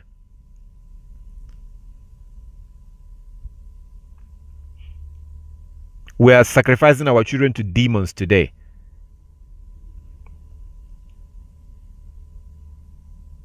I know of a man who claimed to keep the law. He had 2 children, a boy and a girl. but they're not keeping the law. They've gone off into the world. And the way he describes it, the way it seems like he feels that he lost those children. That's what happens. Once you send them to school, you lose them. Once you send them to school, you lose them. They are over there doing drugs, having sex with their enemies, doing abortion. So when they come back home and you talk about keeping the commandment, they think you're crazy. They will actually talk to their friends about you. They will tell their friends, wow, my mom is crazy. My dad is crazy. My mom joined the cult. My dad joined the cult. If you're talking, they are listening. You think they're no, they're not listening. They are mocking you in their mind. They're thinking that you lost your mind.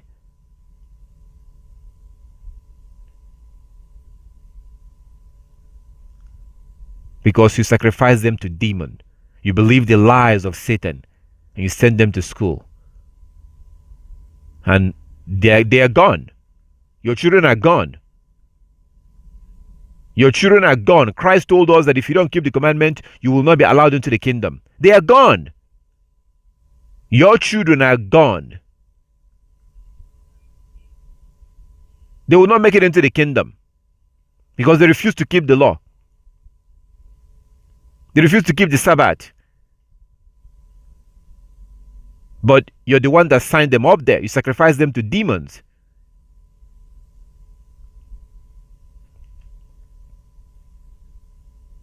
And we're still doing it. We're still sacrificing our children to demons.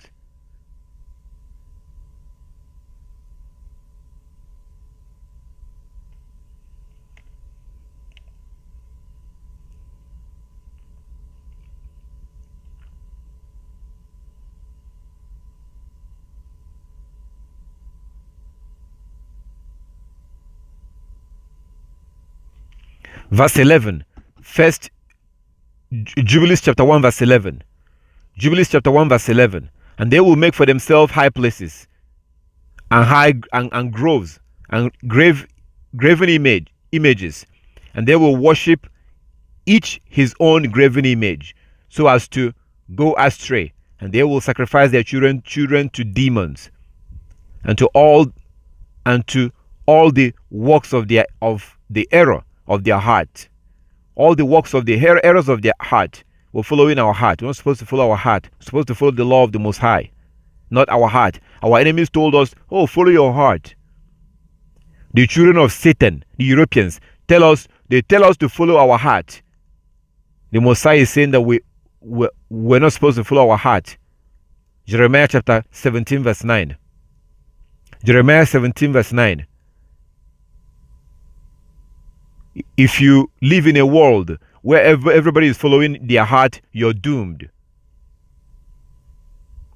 You will die an untimely death if you live in a place where everybody is following their heart. Because somebody's heart may tell them to come and rob you because they're hungry. Somebody's heart may tell them to rape you because you're dressing, you're exposing your body. You don't want to live in a place where people are following their heart. The idea of following your heart is from Satan. The idea of following your heart is a satanic idea. We're supposed to follow the scriptures, the word of the Most High.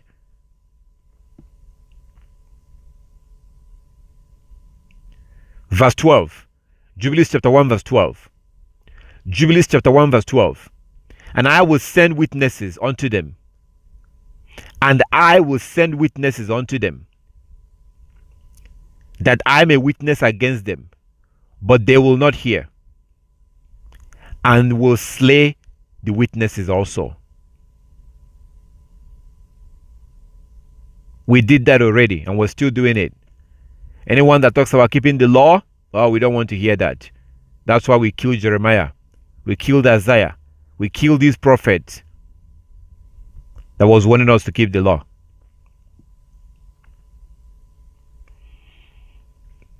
Verse 12. And I will send witnesses unto them. Remember that our Heavenly Father was telling Moses this on the mountain. The Most High was describing this thing before it happened. This was the future that the Most High was telling Moses at that time. These things have now come to pass, and they are still coming to pass till today. We are still sacrificing our children to demons. We are still walking around, shamelessly walking around without our beards. We are shaving our beard today because we're shameless. We are shamelessly shaving our beards today. That's why I showed you 2 Samuel chapter 10. In 2 Samuel chapter 10, you saw that it was a shameful thing. The men of Israel was ashamed because their beard was shaved. Half of their beard was shaved, and they were ashamed to go back to Jerusalem. And David told them to go and stay in Jericho until their beards grow back. These men of Israel were ashamed to come back to Jerusalem without their beards. Today we are shamelessly shaving our beard. Any man that shaves their beard has a spirit of homosexuality. Any man that shaves his beard is a sodomite. Any man that shaves his beard, they want to have sex with other men. They are feminine. Any man that shaves his beard has a spirit of sodomy. That man is shameless.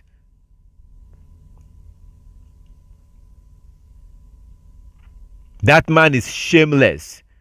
Because if you look at our ancestors, they were ashamed not to have their beards. Our ancestors was ashamed when their beards were shaved, and they had to go to a different city and stay in that city where nobody knows them before until their beards grow back. On their beards grow back, then they went back to Jerusalem. They were ashamed to dress like the heathen. That was the men. That was the men. Look at Genesis 24. Genesis chapter 24.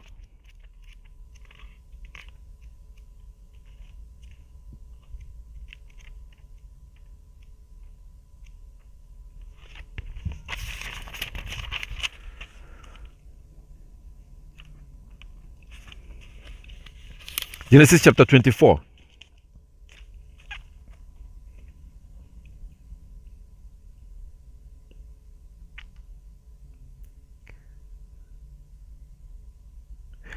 Genesis chapter 24. When they brought Rebekah was being brought back to Isaac.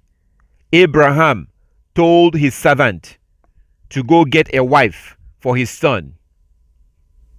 Abraham told his servant to go find a wife for Isaac, his son.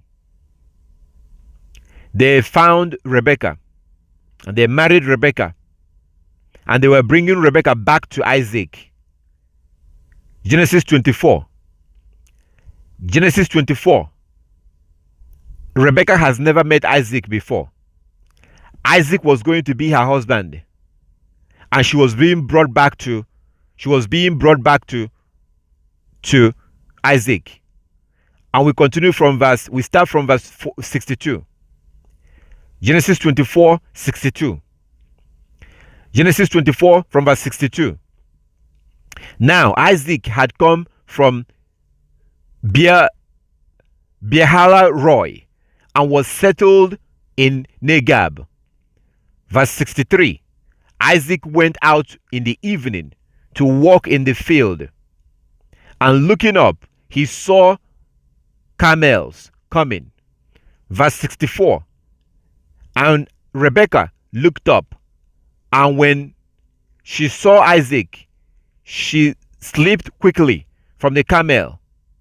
She slipped quickly from the camel and said to the servant, "Who is the man over there walking in the field to meet us?" The servant said, "It is my master." So she took her veil and covered herself. Verse 66. And the servant told Isaac all the things he had done. Verse 67. Then Isaac brought her into his mother Sarah's tent he took Rebekah and she became his wife, and he loved her. So Isaac was comforted after his mother's death.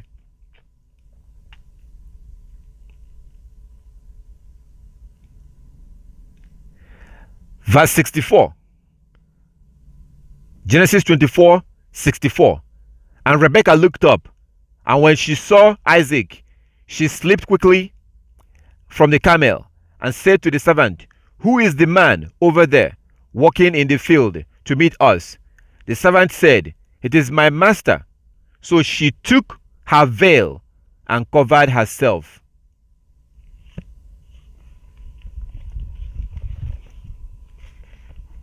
She did not want Isaac to see her uncovered, because she and her maids were riding on that camel. They were in the back and the men were in front, and they were being taken to Isaac. Hebrew women did not allow men to see their hair. Hebrew women don't allow strange men to see their hair.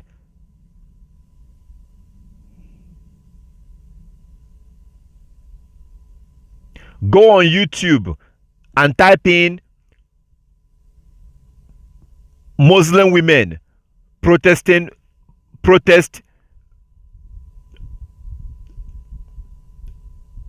Islamic ban in France. Muslim women protest Islamic clothing ban in France. Type in something like that. Or France bans Muslim clothes or veil. Islamic veil banned in France and protest. Type in something like that into YouTube. You see Arab women protesting on the street in France. They would rather go to jail than to be forced to not dress the way they dress. These filthy, abominable Gentiles in France, these filthy French people, passed their so-called law to stop Arab women from dressing the way they dress. And these women were on the street protesting. They would never allow a filthy, disgusting, abominable French man to see their hair. Just like Rebekah in Genesis 24 did not even allow the man who is going to be her husband, she would not even allow him to see her hair, because that man has to be her husband before he can see her hair.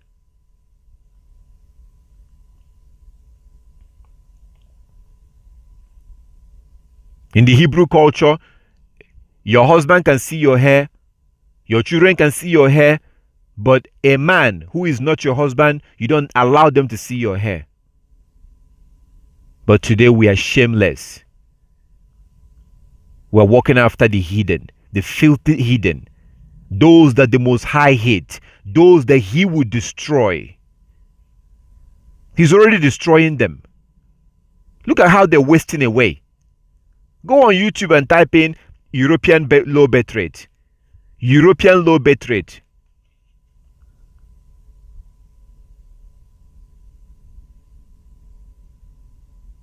Go on YouTube and just type in high suicide rate. High suicide rate. Type in low sperm count. These are things that are happening to the Europeans. The Most High is almost done using them. He raised them up to use them to test us. He allowed them to do all these things that they're doing to test us, because He warned us, you see them, don't follow them. Don't be like them. That's what this is all about. To test us to see, are we going to follow them or are we going to follow His law? We're supposed to live our life according to His law. We're supposed to get back shame. We're supposed to be shameful. It's okay. We're supposed to have shame. We're not supposed to be shameless. It's not okay to be shameless. You have to have some shame. Today, young girls don't have shame anymore. Young boys don't have shame either. You see young boys that will pull down their trouser, showing their ass. What for? There are people who are interested in seeing your ass if you're a man. That's homosexuals, because that's where they're going to have sex with you. So they are interested in seeing that. Our young men are shameless. Our young women are shameless. Look at the abomination happening on Instagram. People go on Instagram, go live on the Instagram, showing their nakedness, twerking. And thousands are watching and laughing and enjoying it.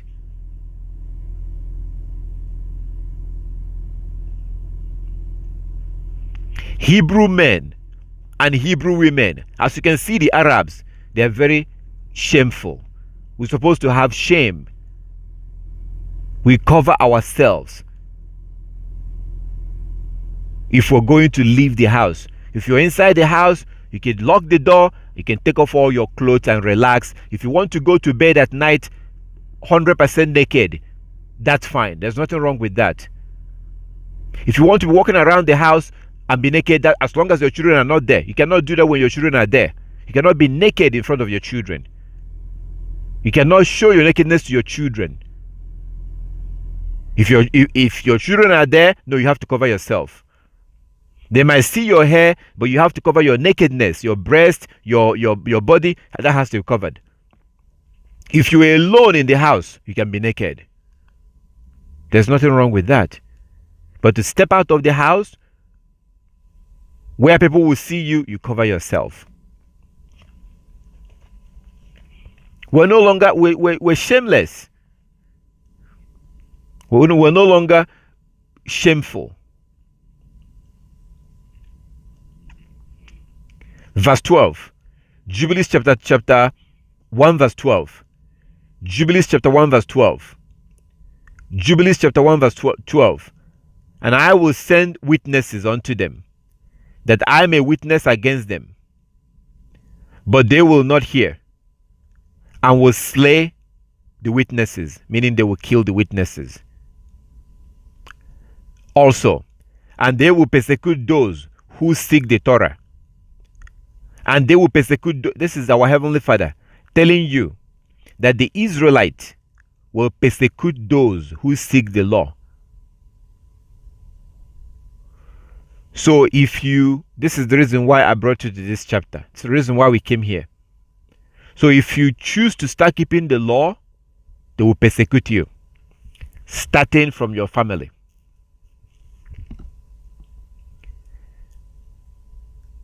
According to Jubilees, chapter 1, verse 12, our Heavenly Father is saying that if you choose to keep the law,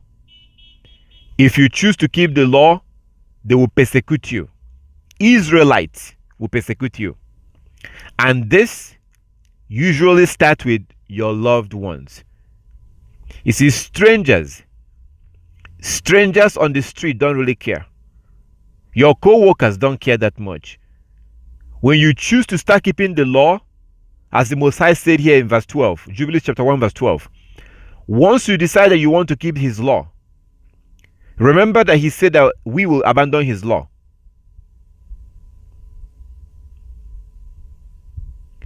Remember that he said that we will abandon his commandment.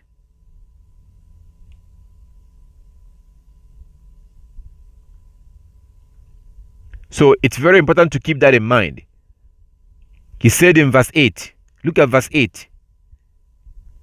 And they will eat and be satisfied, and they will turn to strange gods, to God which cannot deliver them from aught of their tribulation. And this witness shall be hard for a witness against them. For they will forget all my commandment, even all that I command them, and will walk after the Gentiles. So keep that in mind. Now drop down to verse 12. I will send witnesses unto them, that I may witness against them, but they will not hear. They will kill the witnesses also, and they will persecute those who seek the law. So the Most High is telling you that we, the Israelites, will abandon his law, and we will follow after the Gentiles, which we have done today. We have abandoned his law, and we have followed after the Europeans, just like he said. So he's telling you that after these things happens, that there will be some people who will now turn back to the law, which is you now. That's why you're here. That's the reason why you're here today. So your Heavenly Father is telling you that the Israelites will abandon the law and follow after the heathen. When they follow after the heathen, at some point, there will be some other Israelites who will be like, no, this is not true. We have to keep the law. So those who will now go back to keep the law will now be persecuted by those who refuse to keep the law. That's the situation that we're in today.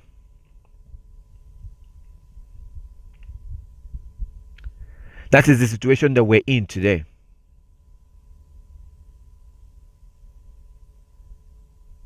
And it will begin with your family members, your brothers and your sisters at home, your children,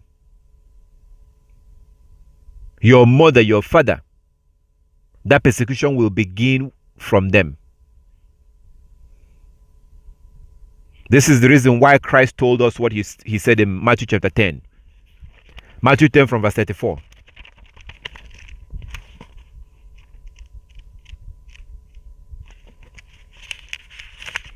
Matthew chapter 10.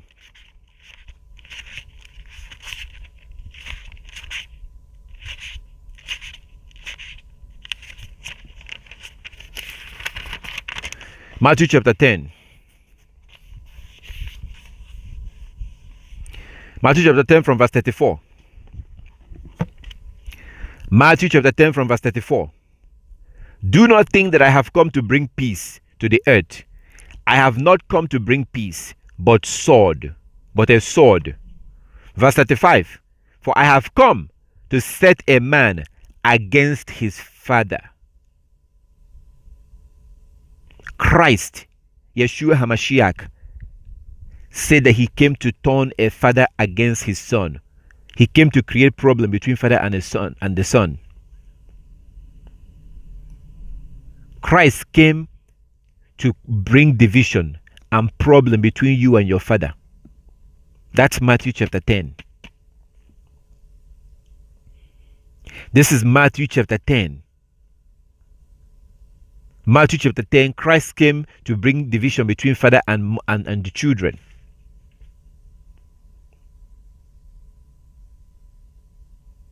That's what he is saying here. He came to bring division between the father and the children.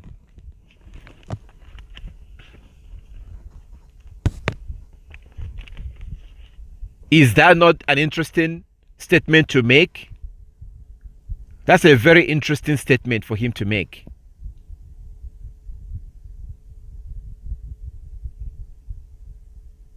Verse 35. Verse 35. For I have come to set a man against his father, and a daughter against her mother, and daughter-in-law against her mother-in-law. Verse 36. And one's enemies and one's foes will be members of one's household. So your enemies will be those in your household, those that you live with. Those that you live with will be your enemies.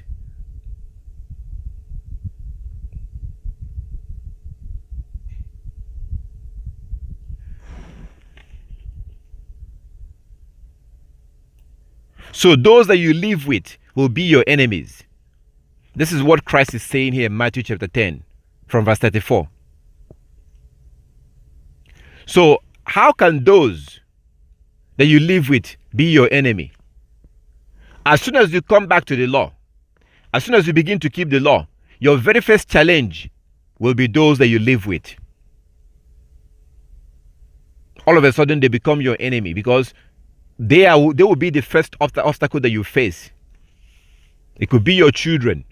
It could be your mother. It could be your father. He goes on to say in verse 37, Matthew 10:37. Matthew 10:37. Whoever loves father or mother more than me is not worthy of me. And whoever loves son or daughter more than me is not worthy of me. Verse 38. Verse 38. And whosoever does not take up the cross and follow me is not worthy of me. Verse 39. Those who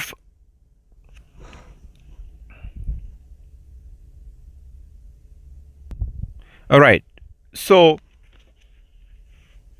this is the reason why Christ said what he said. If you remember in the book of Jubilees, our Heavenly Father said that he said that we as a nation will reject his law. We will stop following his law.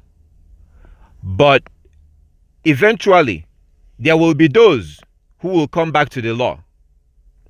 And when they come back to the law, the other Israelites will persecute them. That's Jubilees chapter 1. It's because of that Jubilees chapter 1 that you now see what Christ said here in Matthew chapter 10. In Matthew chapter 10, Christ says that from verse 34, do not think that I have come to bring peace to the earth. I have not come to bring peace to the earth, but a sword. Verse 35, Matthew 10:35. For I have come to set a man against his father, and a daughter against her mother, and a daughter-in-law against her mother-in-law. Verse 36, and one's enemy will be those in his own household. So when you start keeping the law, your enemies will be those who are in your house, your family members, because now they will think you're crazy. Now they will think you've lost your mind. Now they will think you're following a cult. And all you're doing is just following the Bible. All you're doing is just to follow the Bible. But they will think you're crazy. And when they do think you're crazy, you will not be very happy. So there will be tension between you and them.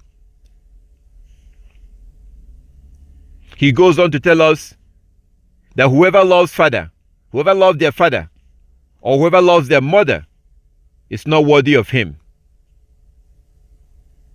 Whoever loves their father or their mother more than him is not worthy of him. This is why I tell people, I don't mind telling people, run away from your family if you have to. If your mother is not allowing you to keep the law, run away from them. Go somewhere else where you can keep the law.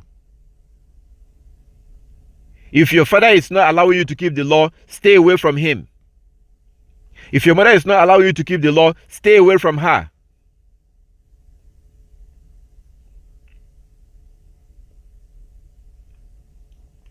Back to Jubilees, chapter 1. Jubilees, chapter 1.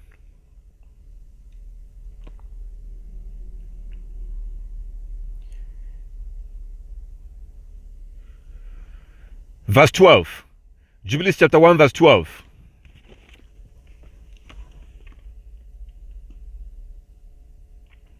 Jubilees, chapter 1, verse 12. And I will send witnesses unto them, that I may witness against them, but they will not hear, and will slay or will kill with the witnesses also, and they will persecute those who seek the Torah, and they will abrogate and change everything, so as to walk evil before my eyes. Our Heavenly Father said that we will abrogate and change everything. If you look at us today, as a nation, we have changed everything. Everything is upside down. Everything that the Most High told us to do, we have changed it. We've turned it upside down. There is no one thing that the Most High told us to do that we are doing the way he told us. We will find a way to twist it. That's why we say that the laws are done away with. That is the reason why we believe that the laws are done away with. This is the book of Jubilees. This is what the Most High told Moses of Mount Sinai. Before these things happen, the Most High said that these things will happen.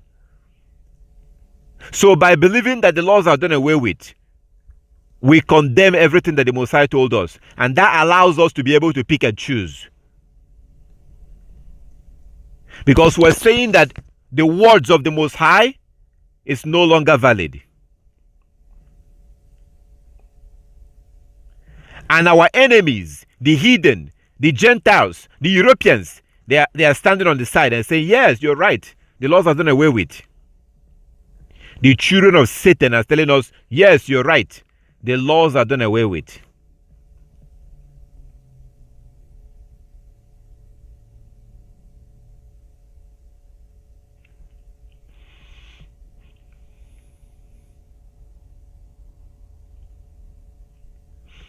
Verse 12. Jubilees chapter 1 verse 12. And I will send witnesses unto them, that I may witness against them, but they will not hear. And will slay, they will kill, we will kill the witnesses, we kill the prophets, and they will persecute those who seek the law. And will abrogate and change everything. So if you are not having difficulties, if you are keeping the law, but everything is going smooth, something is wrong. If you're keeping the law and everything is going smooth, something is wrong. There must be obstacles. You must lose friends. I stop talking to certain people. I have relatives that I stopped talking to. I have relatives, my relatives, that I stopped talking to them. Friends, relatives that I stopped talking to. Because we're no longer the same. We are no longer the same. I had a relative. We were very close. We were very, very close.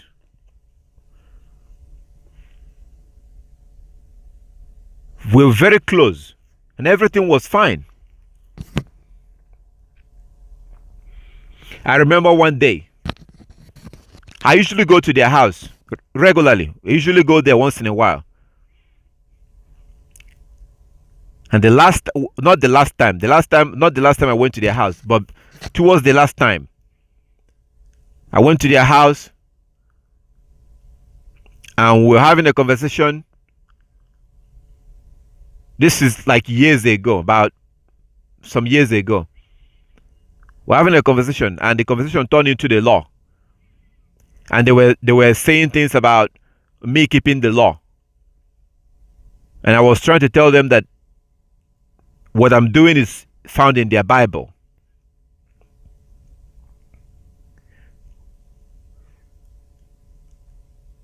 They went and brought their Bible. They brought the Bible out. And I was showing them that the Most High is the one that told us to do these things. Because I was able to show them. We're talking about clean and unclean food. About clean and unclean food. Why I don't eat shrimp. Why I don't eat pork. So I was able to show them. And the older woman, she basically got angry. She didn't get angry, but she told me that she doesn't care. Now, she told her grandchild, she told somebody, or she herself went into the room. Either somebody brought the Bible, and she looked at the Bible. And I was trying to show them. So when they had no argument to give, she told me that she will never stop eating shrimp. That she has always been eating shrimp. And she will continue to eat shrimp. And I was like, even though the Bible told you not to do it, she told me that she will never stop. Well, this person died about two years ago. I did not care. I don't care that when she died. It did not move me.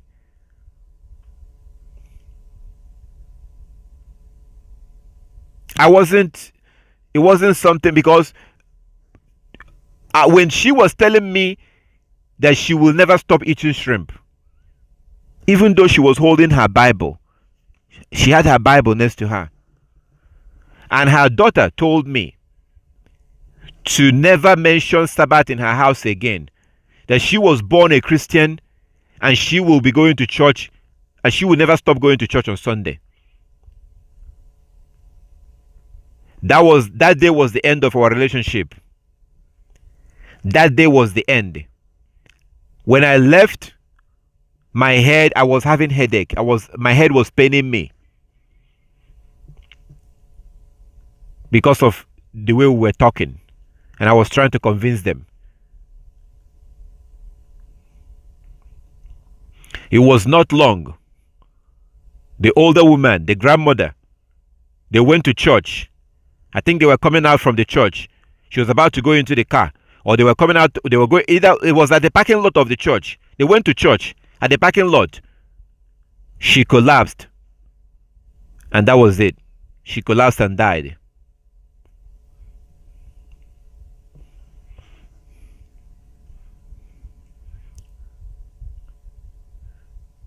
Our people hate the Most High. You have to understand what our Heavenly Father considers hate. Your God considers anybody that refuses to keep His law as those that hate Him. Go and read Deuteronomy chapter 5 and Exodus chapter 20. Exodus 20, Deuteronomy 5. Those that refuse to keep the law are those that hate the Most High.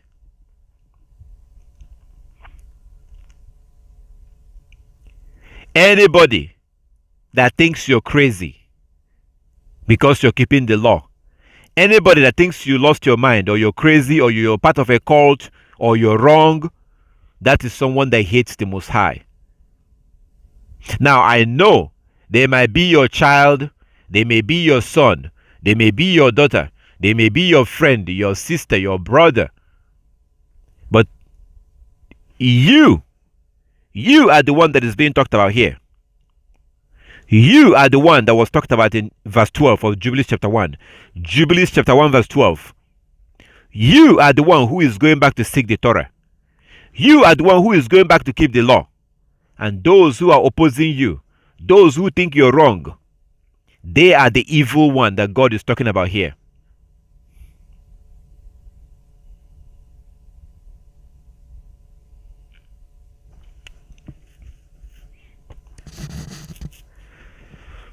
Verse 12. And I will send witnesses unto them, that I may witness against them, but they will not hear. They will kill the witnesses also, and they will persecute those who seek the law.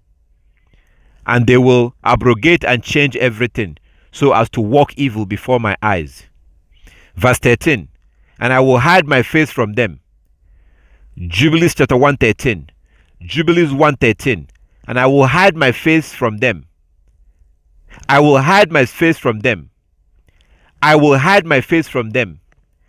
I will hide my face from them. Our Creator, our Heavenly Father said that He will hide His face from us.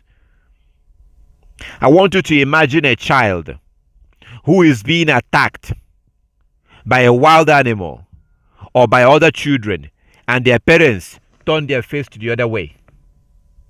Imagine a child who is being attacked, and the parents of that child will look away. They don't want to look. They ignore the fact that their children are being attacked. That's why if you look at the evil that are happening to us today, if you look at the things that are happening to us, if you look at the way our enemies are killing us, if you look at everything we're going through, the suffering, the pain, the health problems, everything we are going through, the Most High is not answering us.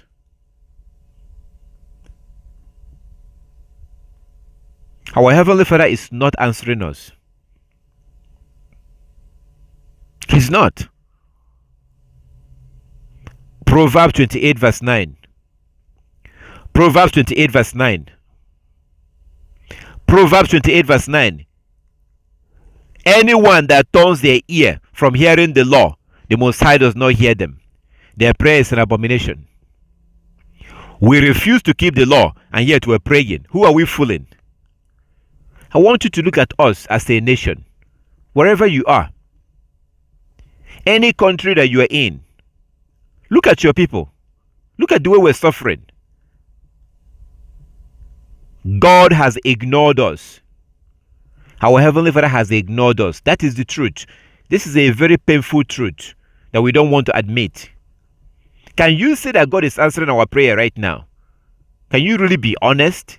No, He's not. He's not.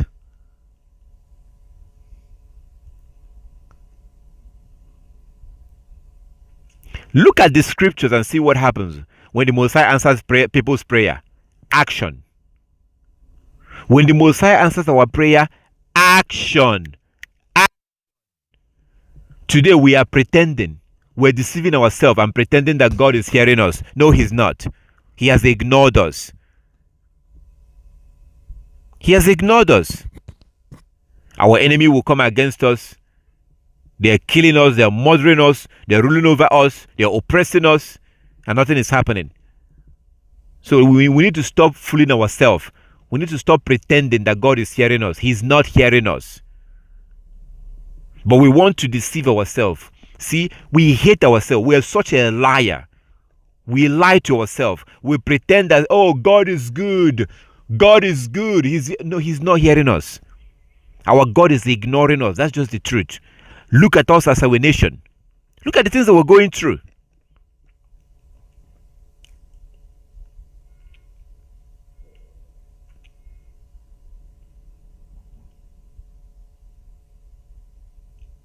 For those of you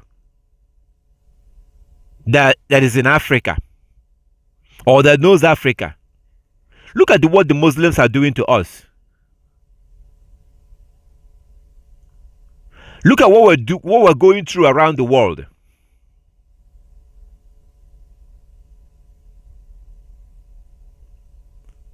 Look at our situation around the world.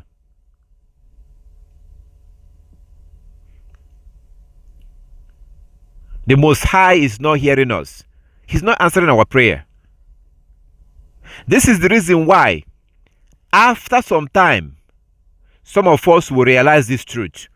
Most of us are lying to ourselves. We're holding our Bible. We're pretending that everything is fine. We're deceiving ourselves. So what happens is that at some point, some of us will realize, you know what? What kind of God is this? How come He doesn't answer my prayer? So what do? We throw away our Bible. And we believe that there's no God. We believe that there's no God. And then those of us that are continuing in this lie will continue to convince them, oh, there's a God, there's a God, there's a God. And then the person will ask you, if there's a God, why isn't He answering? You cannot answer that question. You cannot answer that question because you don't know about the Book of Jubilees. You don't know what your Heavenly Father said. Your Heavenly Father said that He will stop answering us. Jubilees chapter 1 verse 13. He said that He will hide His face from us. He will hide His face from us. He will no longer listen to us. He will hide His face. He will no longer listen to us. That is our situation today. Why? Verse 8. Verse 8. Verse 8. And they will eat and be satisfied. And they will turn to strange gods, to God which cannot deliver them from aught of their tribulation. And this witness shall be hard for a witness against them, for they will forget all my commandment, even all that I command them, and they will walk after the Gentiles, and after their uncleanness, and after their shame. We have abandoned God's commandment. Look at verse 12. And I will send witnesses unto them, that I may witness against them, but they will not hear. And they will kill the witnesses, and they will persecute those that seek the law. Verse 13, I will hide my face from them. The Most High is not listening to us today, but we're pretending as if he is. He's not. We keep fooling ourselves. We are fooling ourselves, because if we admit the truth,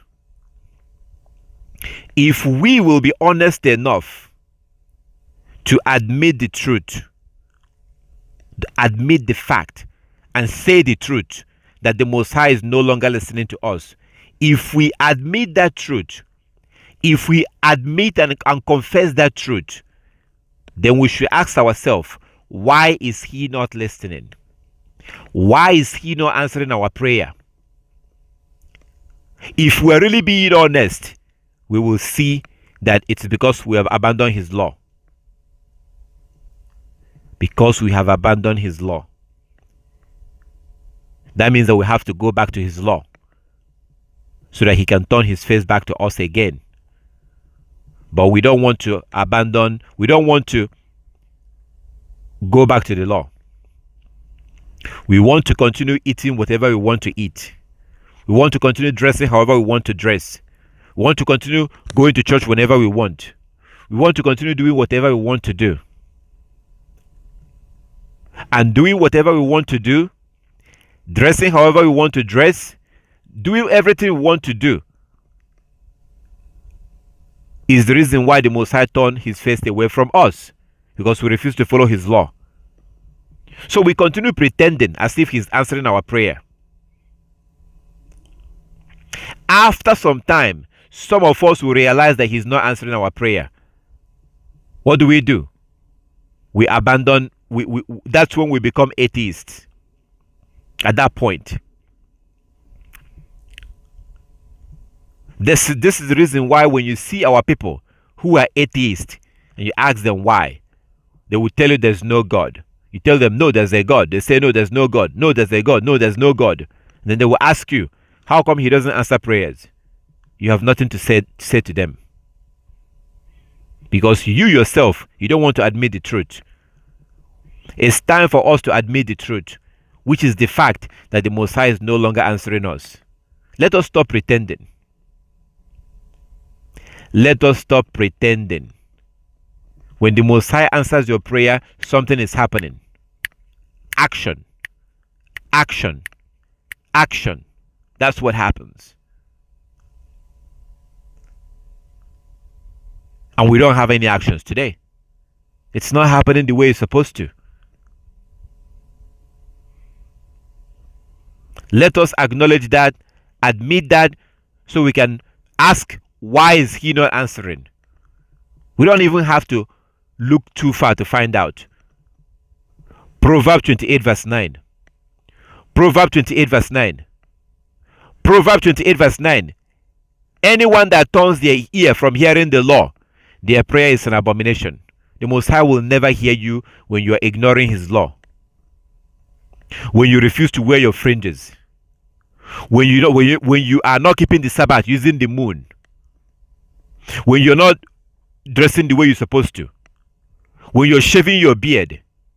When you refuse to cover your hair, wear your veil. When you ignore his law, he ignores you. And all of us as a nation, we have ignored his law, and the Most High have ignored us. That's just the truth.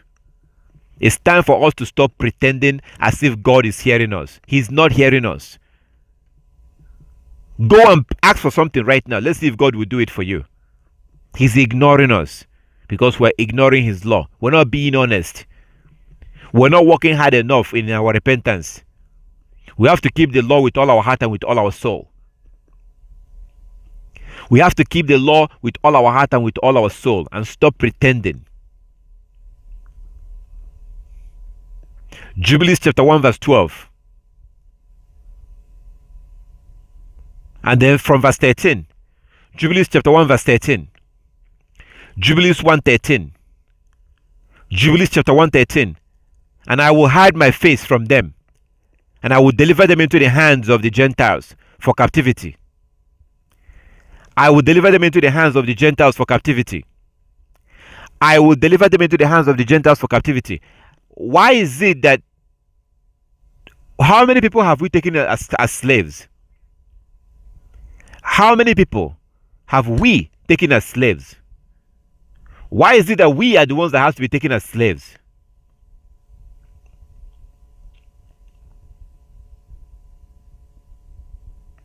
Why is it that if you go to China, you see our people working in China, serving the Chinese?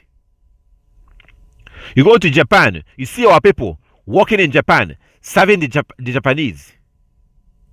You go to Europe, you see our people working in Europe, serving the Europeans. Why don't you see these other nations come in our place working for us? I want you to think about that. Why are they not in our own land working for us?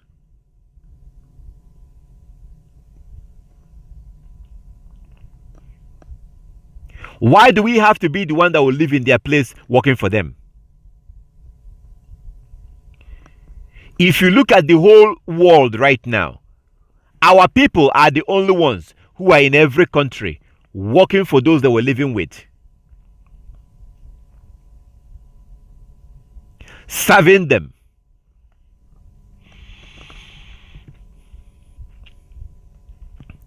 Jubilees chapter 113. And I will hide my face from them, and I will deliver them into the hands of the Gentiles for captivity, and for a prey, and for devouring. And I will remove them from the midst of the land, and I will scatter them among the Gentiles. And I will scatter them among the Gentiles. And I will scatter them among the Gentiles. I told you that white people are not Esau. The Hebrew Israelite on YouTube, almost every Hebrew Israelite camp is telling you that white people are Esau. They are not. The Most High told you. Look at verse 13, sorry. Jubilees chapter 113. Our Heavenly Father said that He will give us into the hands of the Gentiles. Esau is a Hebrew.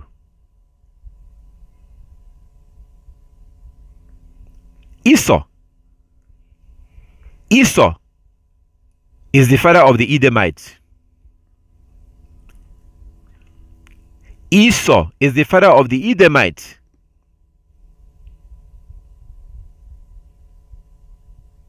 But Esau is Jacob's brother.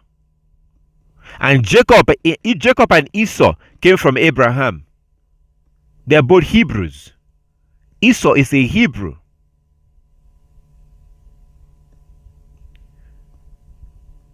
You cannot be a Hebrew and a Gentile at the same time. Gentiles are not Hebrews. Chinese are Gentiles. Europeans are Gentiles. Latinos are Gentiles.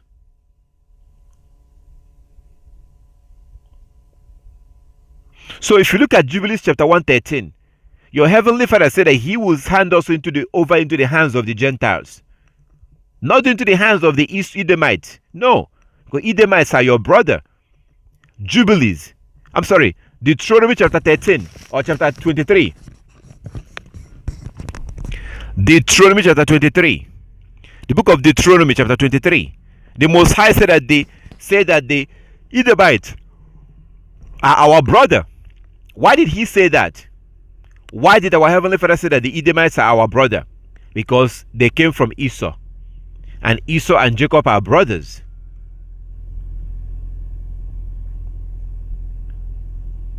The Edomites are not Gentiles. They are Hebrews. Because Abraham is a Hebrew.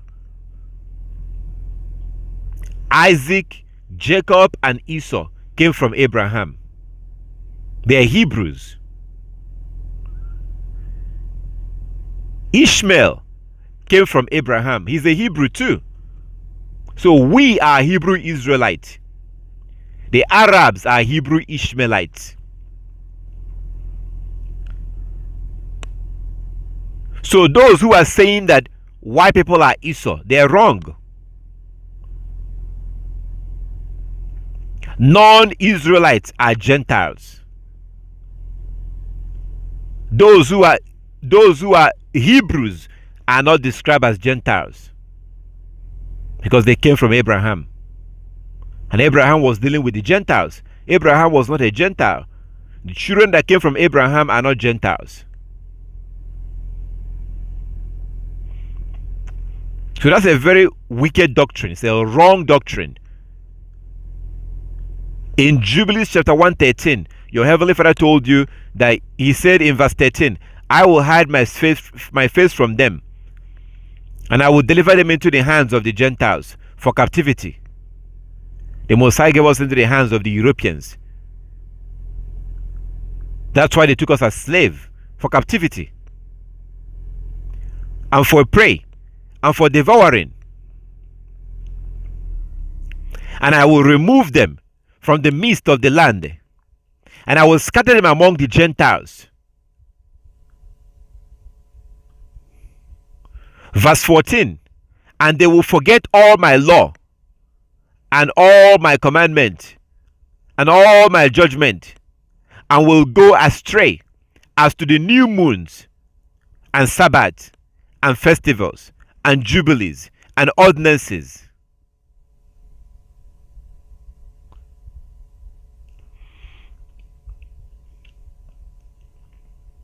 Verse 14, our Heavenly Father said that we will go astray. We will forget His law. That's why we say that the laws are done away with. That is why we believe that the laws are done away with. He said that we will go astray, meaning that we will go wrong when it comes to new moons.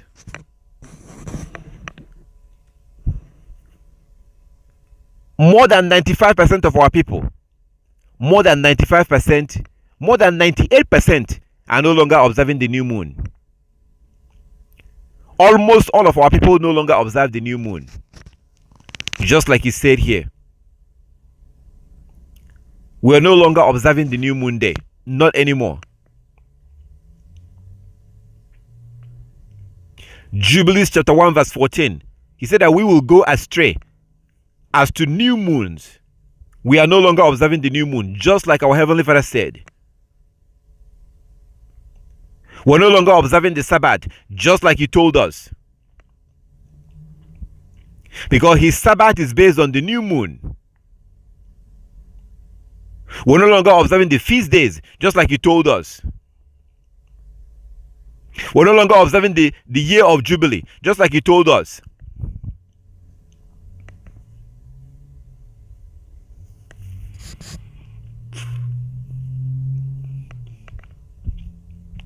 What have we done? Verse 8. Jubilees chapter 1 verse 8. And they will eat and be satisfied, and they will turn to strange gods, to God which cannot deliver them from out of their tribulation. And this witness shall be heard for a witness against them, for they will forget all my commandments, even all that I command them. And they will walk after the Gentiles, and after their uncleanness, and after their shame, and will serve their gods. This is why we observe Christmas, New Year, July 4th, Thanksgiving, Easter, while at the same time ignoring the feast days that the Most High gave us.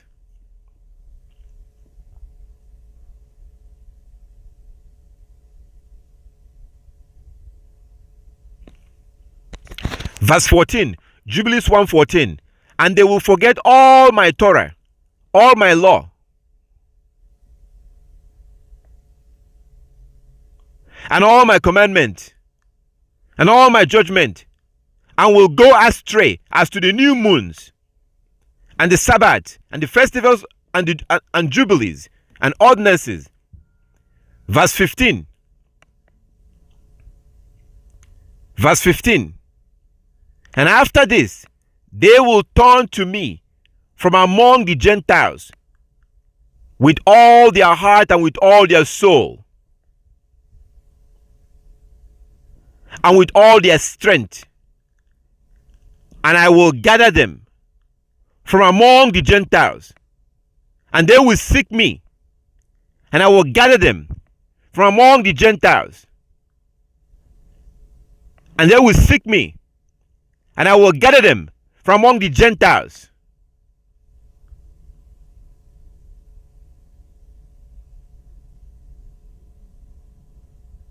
This is happening in your face right now. This is happening in your face right now. We're all over the world right now. We've been gathered from all over the world right now.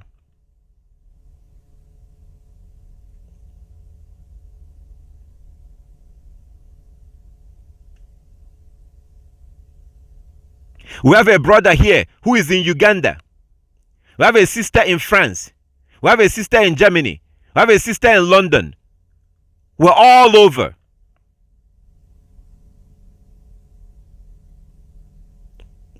This is how prophecy works. I told you many, many times. When Bible prophecy begins to fulfill, most people will not know. They don't know. Bible prophecy fulfills undetected. Bible prophecy, the way the Most High designed it, when it's being fulfilled, people will not know.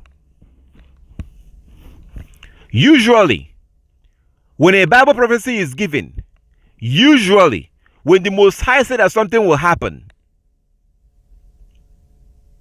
when that thing begins to happen, those who were around when it's happening are usually not around when the Most High said that they will happen.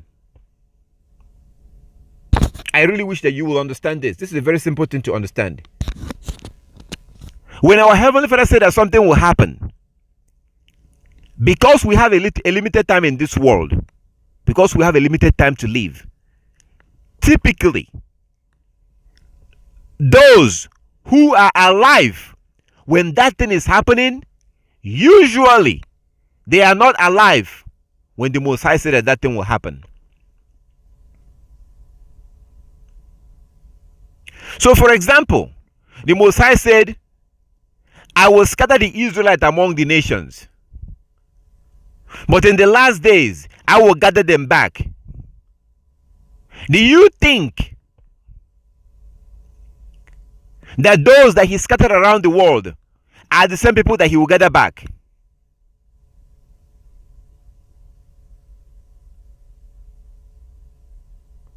The Israelites left Egypt. Most of them died in the wilderness. And yet, the Israelites entered Jerusalem. They entered into the land.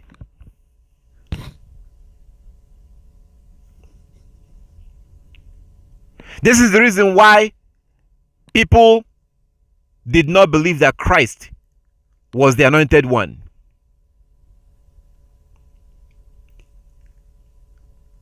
Typically, when Bible prophecy is being fulfilled, those who were alive at that time will not understand it. What the Most High said in the Book of Jubilees about gathering us, that's what he's doing right now.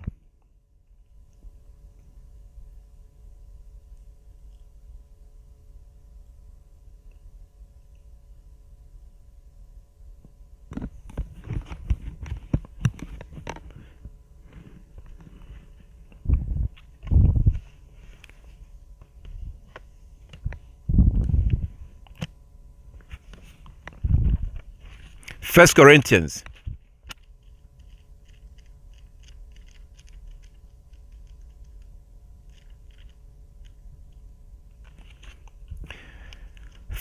chapter 2. 1 Corinthians chapter 2 from verse 14. 1 Corinthians chapter 2 from verse 14. 1 Corinthians chapter 2 from verse 14. Those who are unspiritual do not receive the gift of Elohim's spirit, for they are foolishness to them, and they are unable to understand them, because they are spiritually discerned. Verse 15. Those who are spiritual discern all things, and they themselves are themselves subject to no one else's scrutiny. So those who are not spiritual cannot understand spiritual things. They will not be able to understand when something spiritual is happening. So, for example, when the Most High told Noah to build the ark,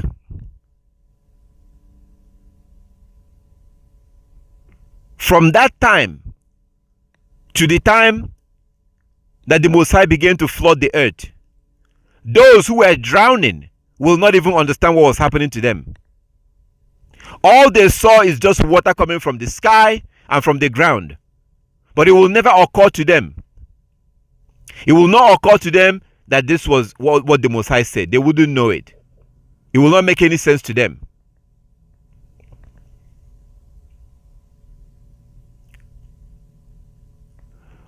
If you look at Luke chapter 21, Christ spoke about how Jerusalem will be destroyed. How Jerusalem will be destroyed and destroyed to the ground. When Christ was making this statement, giving that prophecy, people were listening to him. 10 years later, nothing happened. 20 years later, Jerusalem was still standing. The temple was still standing. 25 years later, the temple was still standing. What would you do if you were there? If you are standing there on that day and you were listening to Christ tell you that Jerusalem will be destroyed and the Israelites will be kicked out and scattered all over the nations. Luke 21. If you and I were there and Christ was telling us that Jerusalem will be destroyed and the temple will be destroyed. After Christ said this, when Christ was making this statement, you and I will be thinking that this will happen next week or in about 2 months. If you and I were sitting there and were listening to Christ and he was telling us what you read in Luke 21, and then 5 years later it didn't happen, 10 years later nothing happened, 20 years later nothing happened, I guarantee you and I will forget what Christ said. It was not until almost about 37 years later from the day that Christ made that statement, about 37 years later, that the Romans surrounded Jerusalem and began to attack Jerusalem, and the whole city was destroyed to the ground. So those who were alive 30-something years later, they will never remember, oh, that was actually what Christ said.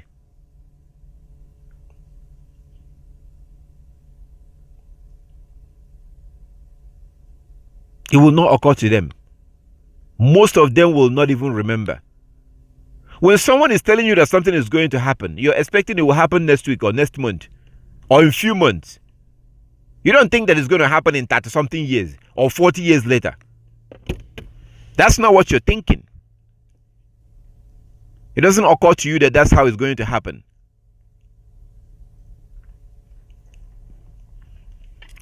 So when Bible prophecy is given, typically when it's being fulfilled, those who are alive at that time will not understand what is happening. So as our Heavenly Father told us, as He told us here in Jubilees chapter 1,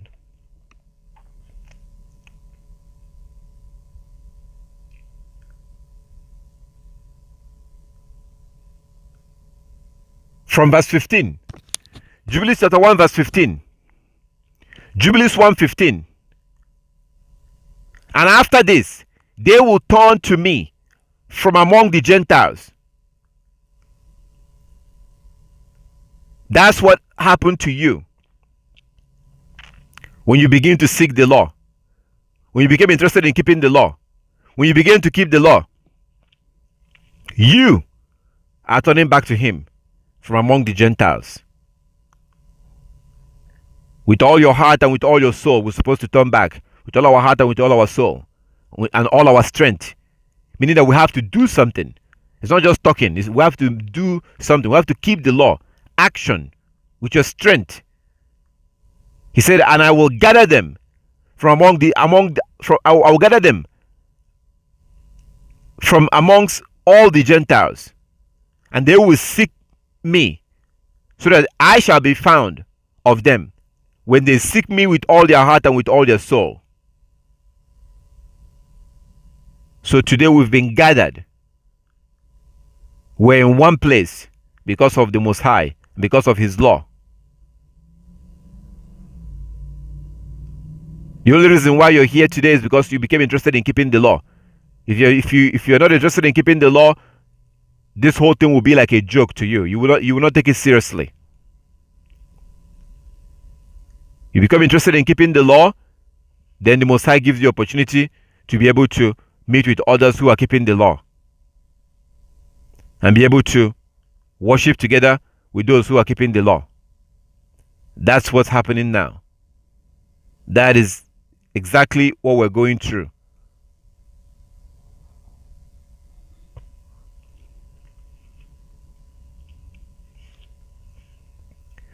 Verse 16.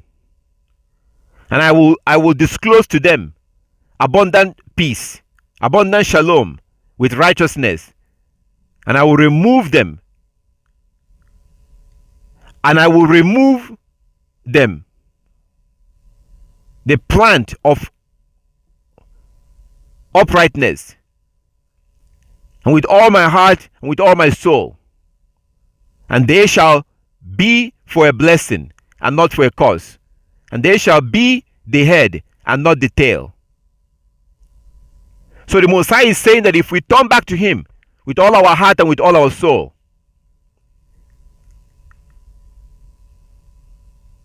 He will now disclose to us peace with righteousness. Peace.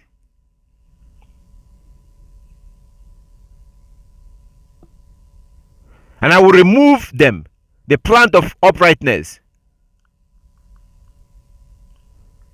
with all my heart and with all my soul, and they shall be for a blessing and not for a curse, and they shall be the head and not the tail. So this is the reason why when you're not seeking the law, when you're not obeying the Most High, you don't realize that you're the tail. You're not supposed to be the tail. And you do things, you make decisions, and you take actions that will keep you as the tail. When you begin to keep the law, you begin to make decisions that will make you the head and not the tail. When you send your children to school, you're making them the tail, because somebody will be their head. A child who is going to school will get a degree and get a job and work for somebody. That is not good. We're supposed to be the head and not the tail. Today we are the tail. Everywhere we are, we're serving other people. We are serving other people. Why can't they serve us? Why do we have to serve them? So when you start keeping the law, your mentality will change. And you begin to do things that will make you the head and not the tail. Verse 17. And I will build my sanctuary in their midst, and I will dwell with them, and I will be their Yahweh, and I will be Yahweh their sovereign ruler, and they shall be my people in truth and righteousness. In truth and righteousness. Verse 18. And I will not forsake them, nor fail them. And I will not forsake them nor fail them, for I am Yahweh, their sovereign ruler. Verse 19. And Moshe fell on his face and prayed and said, O Yahweh, my sovereign ruler, do not forsake your people and your inheritance, so that they should wander in the error of their hearts, and do not deliver them into the hands of their enemies, the Gentiles. Did you see that? Please, Father, Don't deliver them into the hands of their enemies, the Gentiles. The Gentiles are our enemies. The Asians are our enemies. The Europeans are our enemies. These Gentiles are our enemies.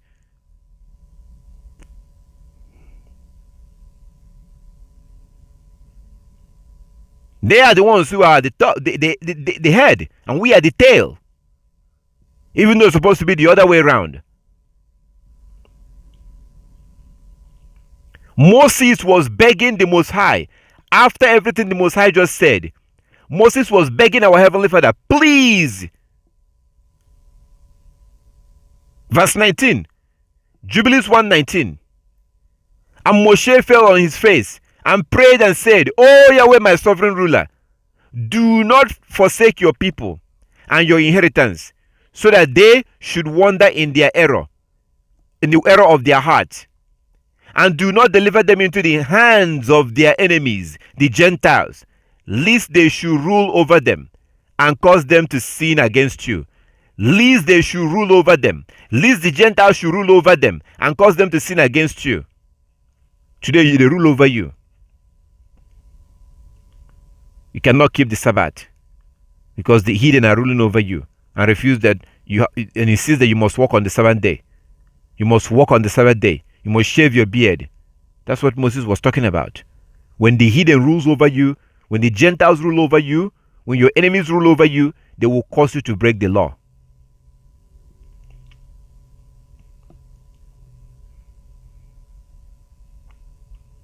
Verse 20. Let your mercy, O Yahweh, be lifted up upon your people, and create in them an upright spirit, and let not the spirit of Belial rule over them, to accuse them before you, to ensnare them from all the path of righteousness, so that they may perish from before your face. Verse 21, Jubilees 1:21. Jubilees 1:21. But they are your people and your inheritance, which you have delivered with your great power from the hands of the Egyptians. Create in them a clean heart and a holy spirit, a Kodesh spirit and a holy spirit, and let them not be ensnared in their sins from the henceforth until eternity. Now listen to what the Most High said. So the Most High just listed everything that will happen in the future. How we are going to abandon his law. How we are going to ignore his commandment. How we are going to follow the Gentiles. And after the Most High said all these things, Moses began to beg the Most High to please not allow this to happen. Please don't let this happen. Don't let them abandon your law. Don't let them follow the Gentiles. Let's see what the Most High said.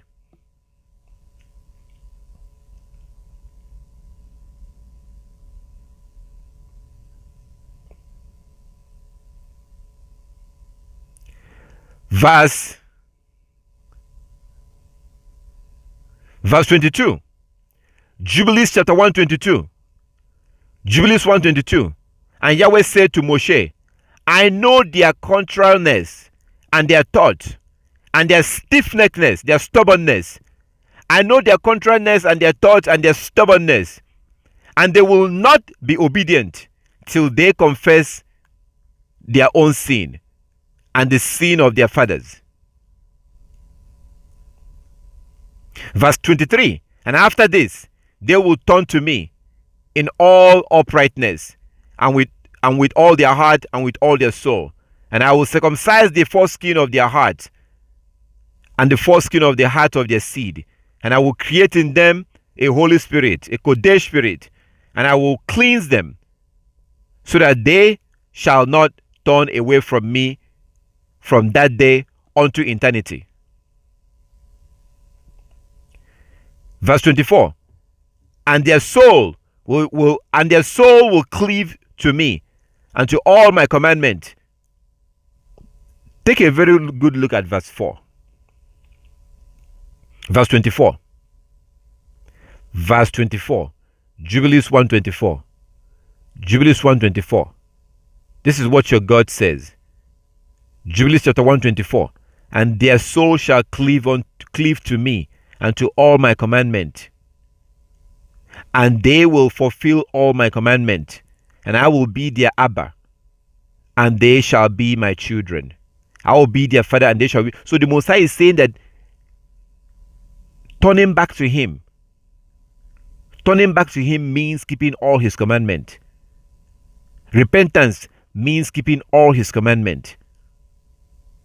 He's saying in Jubilees chapter 124, Jubilees 124, that when we turn back to him, we will be keeping all his commandment.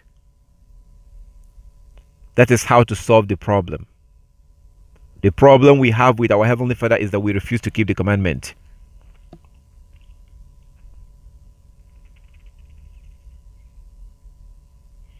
Verse 25. And they all shall be called the children of the living Yahweh.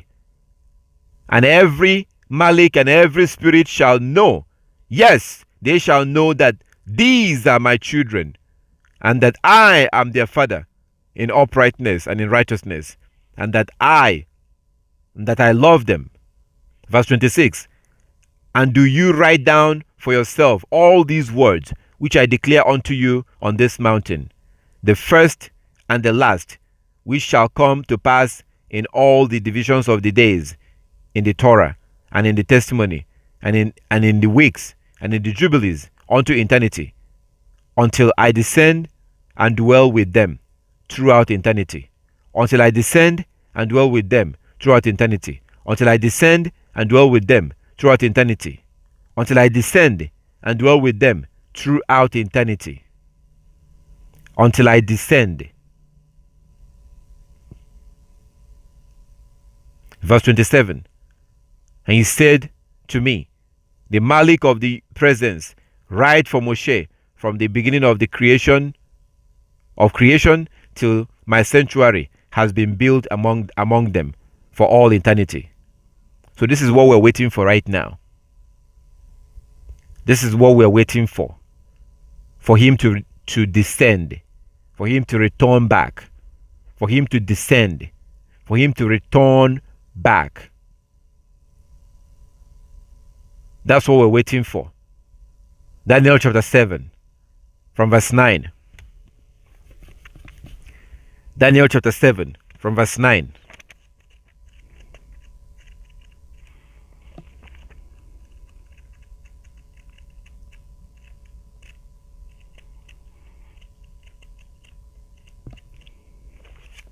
Daniel chapter 7 from verse 9. Daniel chapter 7 from verse 9. As I watched, thrones were set in place, and an ancient one took his throne.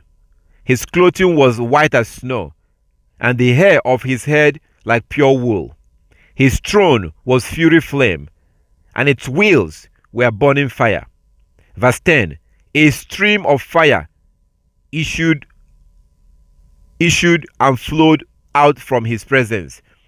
A thousand thousands served him, and 10,000 times 10,000 stood attending him. The court sat in judgment, and the books were opened. Verse 11. I watched then, because of the noise of the arrogant words that the horn was speaking. And I watched the beast was put to death, and its body destroyed and given over to be burned with fire. Verse 12, this is talking about the beast, the Europeans. You could read verse 23 to 25 in this same chapter to see. Verse 23 to 25 tells you that the beast is a nation of people, it's a kingdom. Daniel 7 verse 12. Daniel 7 verse 12. As for the rest of the beast, their dominion was taken away.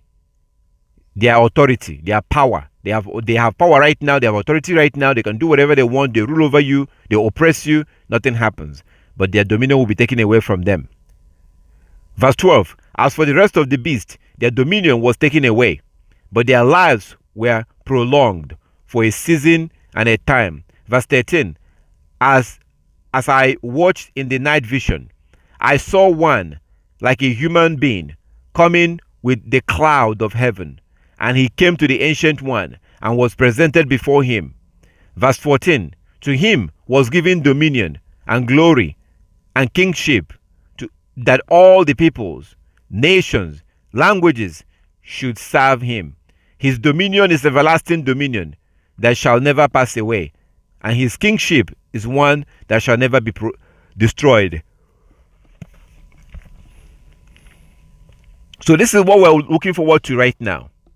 The Most High described everything that will happen from the time we came out of Egypt. He described how we are going to abandon the law, how we will follow after the heathen and worship the God of the heathen, how some of us will turn back to the law, but then we'll be persecuted by our families. Other Israelites will persecute you when you decide to keep the law. These are things we're going through right now. Like he said in the book of Jubilees chapter 1, that he will descend back and will build his house and will be with those that keep the law for eternity. That is what we're looking forward to right now. That's what we're waiting for right now. For his kingdom to come. Like when we pray, our Father who art in heaven, hallowed be your name. May your kingdom come. May your will be done on earth. May your kingdom come. May your will be done on earth as it is in heaven. May your kingdom come. May your will be done on earth as it is in heaven. If you look at this world right now, you can see that his will is not being done.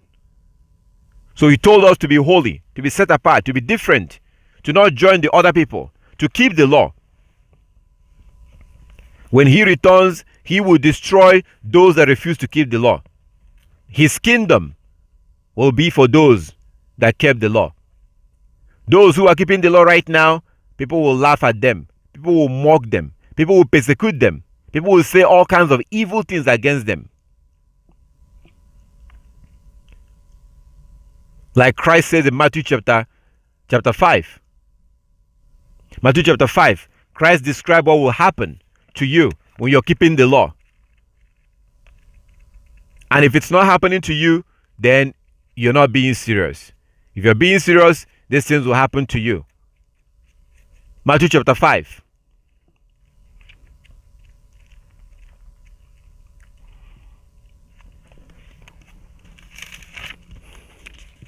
Matthew chapter 5. From verse 10. Matthew chapter 5. Blessed are those who are persecuted for righteousness' sake, for theirs is the kingdom of heaven. Matthew 5:10. Matthew 5:10. Blessed are those who are persecuted because of the law. Righteousness is the law. The law is righteousness, according to Psalm 119 verse 172. Psalm 119 172. Psalm 119 verse 172 tells you that the commandment of our Heavenly Father is the righteousness. The laws of the Most High are righteousness. So in Matthew chapter 5 verse 10, Christ said, blessed are those who are persecuted because of the law. That righteousness there is the law. Blessed are those who are persecuted because of the law, for theirs is the kingdom of heaven. Verse 11, blessed are you when people revile you and persecute you and say all kinds of evil against you falsely on my account. Verse 12, rejoice and be glad, for your reward is great in heaven. For in the same way they persecuted the prophet who were before you.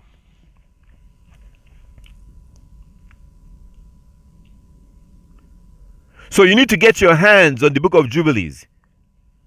Get the Book of Jubilees and read the whole book. Download it. Go to Google and type in the Book of Jubilees PDF. Book of Jubilees PDF. And read the whole book. Read the whole book. It's only 50 chapters. Chapter 50 is dedicated to the Sabbath. If you want to see how to observe the Sabbath, how to keep the Sabbath, read Jubilees chapter 50. So these things, our enemies are against these things. This book makes it very clear that we have to keep the law. And not keeping the law is the problem. We have to keep all the laws and the commandments. So, having read it now, you see the situation of our people. The Most High said that his people will abandon the law. His people will abandon the laws and the commandment. And those that will dare to go back and keep the law will be persecuted, will be laughed at, will be mocked. People will say that you're crazy. People will laugh at you. People will mock you if you're keeping the law. And people will persecute you. But the Most High is testing you to see what you will do. Are you going to say, like somebody was telling me earlier today, oh, I'm going to pray. I'm going to pray for God to make it easy for me to keep the Sabbath. No, He's not going to hear your prayer because you're not willing to make any sacrifices. You have to make sacrifices. What are you giving up? So to say that I will love to keep the Sabbath, but I pray that God will help me to find another job. So if He doesn't help you, you're not going to keep the Sabbath?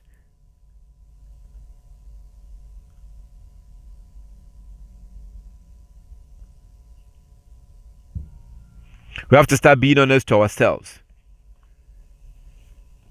And oftentimes you have to move. You have to stay away from where you are.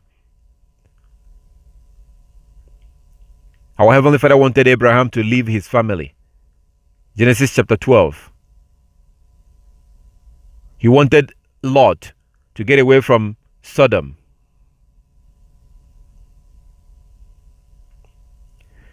He wanted Israelites, our ancestors, to get away from Egypt. So oftentimes when we realize that we have to keep the law, we refuse to get away from where we are. But then we want to keep the law. When you are around the heathen, it's difficult to keep the law. And the Most High don't want us to be around the heathen because He hates the heathen. He hates the Gentiles and He would destroy them. He doesn't want us to be around them. Because when you're around them, they will not let you keep the law. They make it difficult for you to keep the law. So all praises to our Heavenly Father. This is why the world is the way it is today.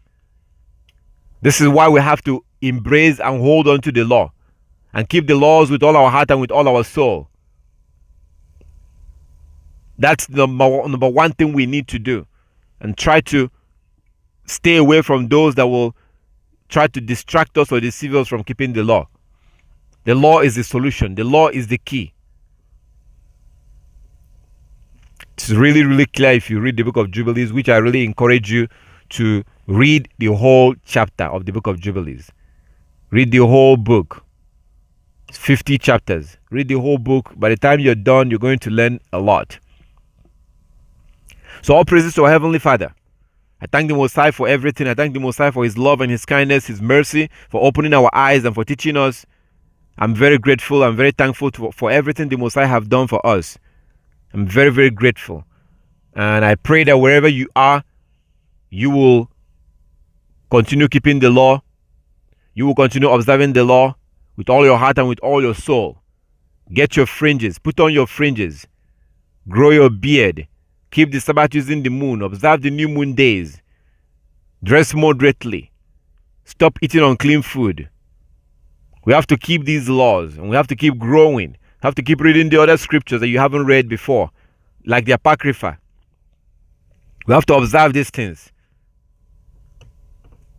So all praises to our Heavenly Father. I thank the Most High for His love and His kindness, for His mercy. He has revealed all these things to us. The rest is up to us. Whether or not we're going to keep the law is going to depend up to us. If we keep it, we receive the things that are reserved to those for those that keep the law. If we disobey it, we receive the punishment reserved to those for those that break the law. It's really that simple. We have to start keeping the laws and the commandment. Very, very important. Our salvation depends on it.